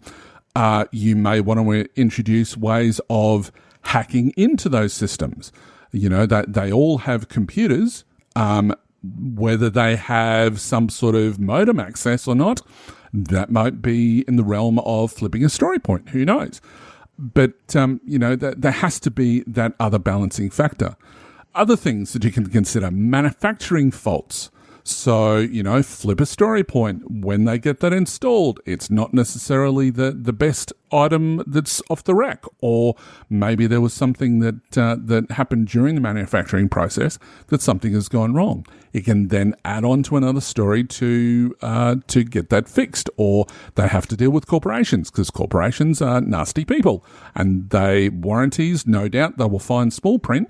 And that's where you need to go back to the social setting where you have to have different arguments to argue with their lawyers. You've got wear and tear and everything that's going to impact it, even, like I just mentioned, the warranties on stuff. The CyberDoc that you've been to install that bit of hardware was using, that they love to take things on the cheap. And so they bought, the run-out model from last year. It looks the same, but it doesn't necessarily have the same sort of computer upgrades and stuff like that in it. The best way to introduce those sort of things, though, is through threats and despairs. So you'll let the characters know that they're there, but threats and despairs are where they're going to come out. Again, players aren't necessarily going to take those big sorts of risks because they know that they're there. Mm-hmm. The easiest way, however, is through the cost of the item. So if you're going to be removing the strain cost, you're going to have to increase the cost of the item itself, because that's going to indicate that the technology level is higher, so that they've developed it so that it's not going to affect your resilience. So as long as you've got some balancing mechanism, go right ahead, as I said before. Do away with the strain and see how it plays out. Play test it. Play test it, though. Exactly. The FFG lawyers are not going to come in and say, no, you can't. They're not going to break down the door and say, you're not going to have Sam Stewart run into your living room and say, I'm sorry, that's not how this game is played. I'm going to be taking these books with me. That just doesn't happen.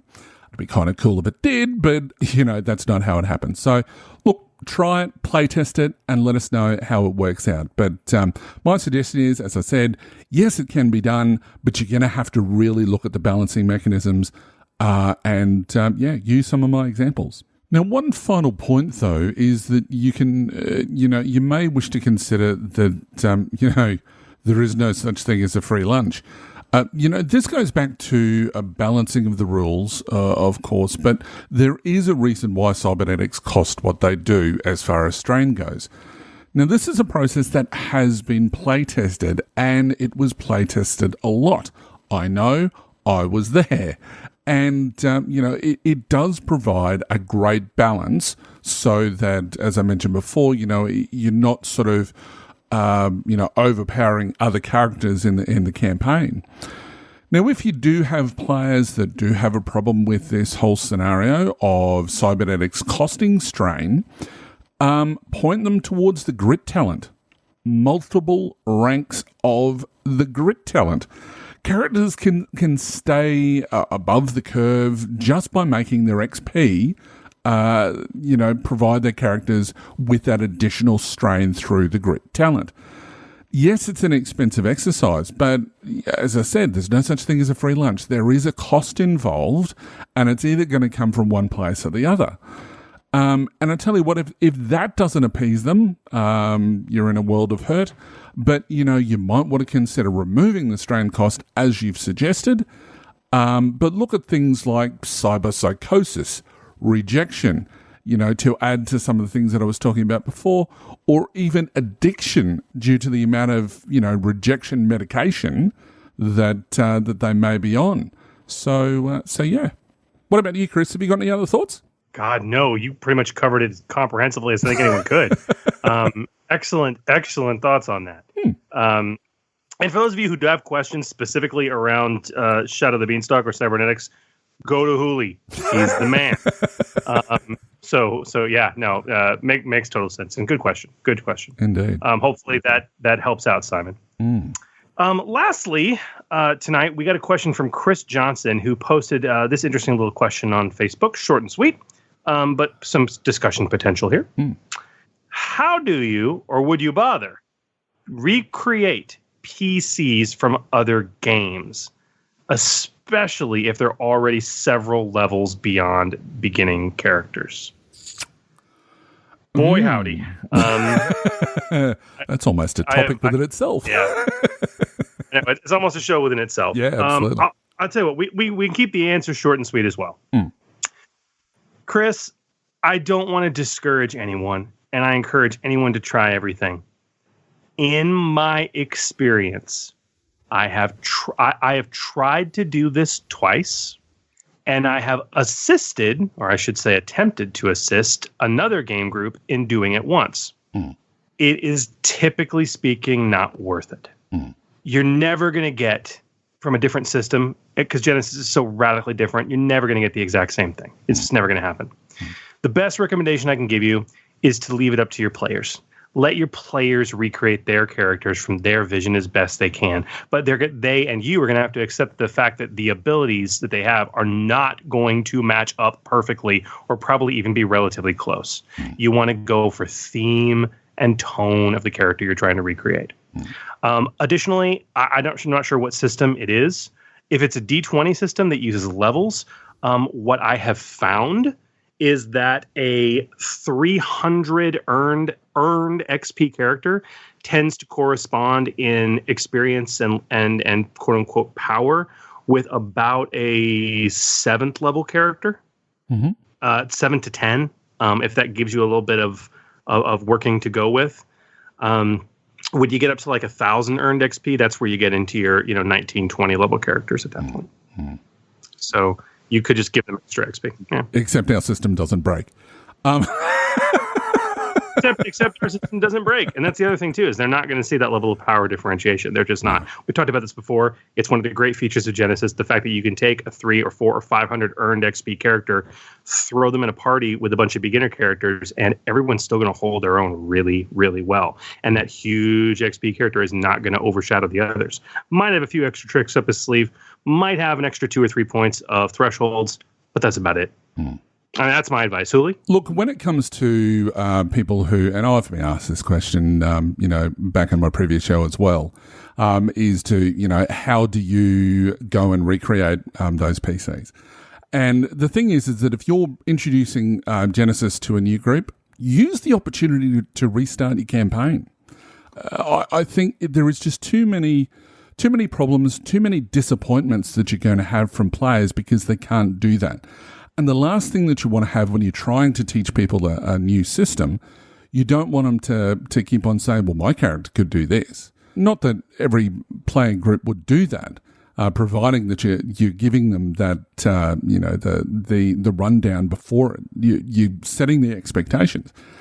You really have to look at, the fact that these systems, and I mean, I'll go back to when I tried to convert from D6 to D20. It just didn't work. And they even had an instruction booklet in there of how to do it. It just doesn't work. It really doesn't.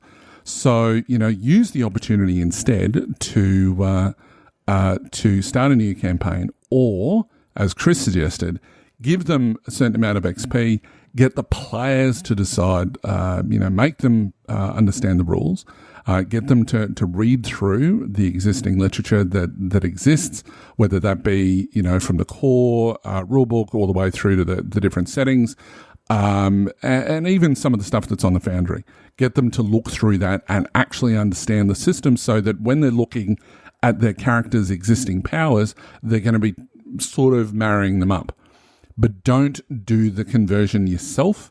Let the PCs do it, or let the players do it, because that means that they're going to be responsible. So if there is any disappointment, you're not going to be taking the blame. But, and I guess it goes down to some of the abilities you may have problems with and the rest of them you don't. If it is, spend a story point and sure they can do it for that particular adventure or encounter or whatever else. Yeah. You can break rules if you need to. I mean, that's the reason why story points exist, I guess. So, if you want to do it that way. So, yeah, that's the only thing that I'd like to add to that. Yeah. No, it's all good thoughts. And Chris, hopefully that gives you something to chew on. But, ultimately, a good question and a common one. Absolutely. A lot of people are intrigued by new systems, but they're less intrigued by letting go of an awesome story and awesome characters they've built up. Yeah, it's a common conundrum, I'm afraid. I mean, the only thing that I could add to that was something that, and this is a very quick story, that this was done to us when I was in high school, that my GM really fell in love with Rollmaster. Why, I don't know. But anyway, he fell in love with it. It is a really good system if you know what you're doing with it. But he fell in love with that. We were using D&D. And what's happened is that he wanted to convert over, and he talked to us and I said, yep, no worries. So there was a magical item that we found in this adventure, and then suddenly it teleported us and the laws of physics changed. So, that's how we converted, which was another unique way of doing it, so that things work differently in this new world that you're in. So, yeah. Well, that's clever. That's clever as hell. That's a great suggestion. So how fun. Well, good question. Chris, thank you for asking it. All of you, thank you for your questions. If you guys have questions, be sure to get them to us. You can email us, forgegenesis@d20radio.com, or you can post it up on Discord or on any of our social media avenues by searching @ForgeGenesis. Sadly, Hooli, yes. I fear this brings us to the end of yet another show. Indeed. Unfortunately, it is. But we'll be back in just a couple of weeks to throw down some more Genesys goodness and shamelessly wallow and root around in the narrative dice system like we do. Like a couple of pigs. Big, stinky, socially unacceptable, grunting pigs. Rolling dice. Dear. But okay, Hooli, I'm assuming for our next episode, we're going to be diving headlong into that sty and really digging into the newly released expanded player's guide, right? No, we won't. But we will be indeed having a coming up episode devoted to the expanded player's guide. And what's more exciting is that both Sam Gregor-Stewart, who was the manager for the RPG section at Fantasy Flight Games, is coming on to the show, along with Keith Cabell, who has been on the show on our first episode. So it'll be interesting to bring him back and talk to him about stuff. And yeah, they'll be both joining us to answer a whole heap of questions and really get into the nitty-gritty about the Expanded Player's Guide. Truly awesome. But we really want to give our listeners a chance to actually get this book in their hands, especially if people might be getting it for Christmas. So instead, rather than doing it straight away after release, and also there's people in the UK that haven't got their books either yet, exactly, as well as some people in Australia too. So we've given them a little bit of time to allow them to send in some comments and questions about the book, and as such, we're planning to do this show for earlier on. In the new year. I think we've got it slated down for the recording is first week of the new year, which is going to be very, very exciting. True that. And in that spirit, all of you listening right now, you may consider this an open call for questions about the Expanded Player's Guide.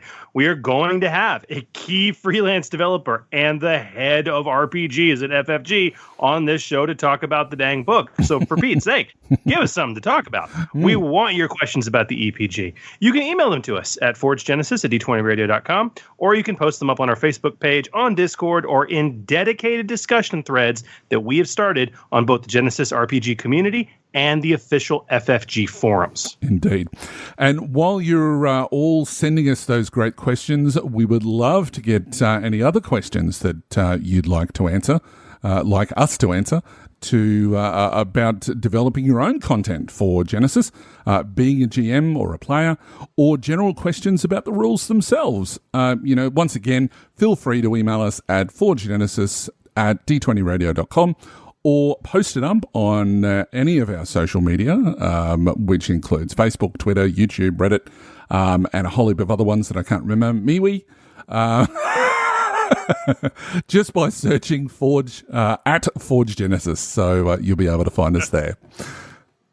We've also been having some great conversations on the D20 Radio Discord channel, and of course, truly dedicated conversations with our patrons on our very own Patreon podcast Discord server. Yeah, absolutely. So, yeah, wink, nudge, nudge. So we'd love to hear from you all. And you can also join the even larger discussion in the D20 Radio Facebook group, where we nerds congregate to cross-pollinate. And don't forget to give us a like or follow us as well on any of our social media sites. You can also drop us a review on those sites or on your favorite podcatcher, including iTunes and even Spotify as well, because those things basically take us up with their algorithm stuff happening in the background. They take us up in the interest level of people when they're searching for stuff, that we will go up to the top of the queue. So, the more reviews that we have, the better the results, and the more that we can teach people about the wonderful system we call Genesys. And in amongst all of that, you can also visit us on our website at forgegenesis.com. Righto. So, Huli, if we're covering the EPG in January, what can our listeners expect on our next episode this month? Well, our listeners seem to really be enjoying our archetype and species building discussions, which, we have a lot of fun in. So we'll be returning to that with a focus on those fast and furious species with high agility. That's right. Just in time for Christmas, we'll be talking about the ins and outs of custom species and archetypes who rely on agility as their primary characteristic, and how to craft the best agility-focused species you can. And of course, Huli and I will each be building our own agility-focused species to inspire you in your own creations. I can't wait for that discussion because I love creating those. But Chris, can I make a Santa elf species, or perhaps the species that the Grinch is from? I don't know whether they're very agile, but can I do that? You do you, Huli. You do. Thanks, man. Well, that's a wrap for us.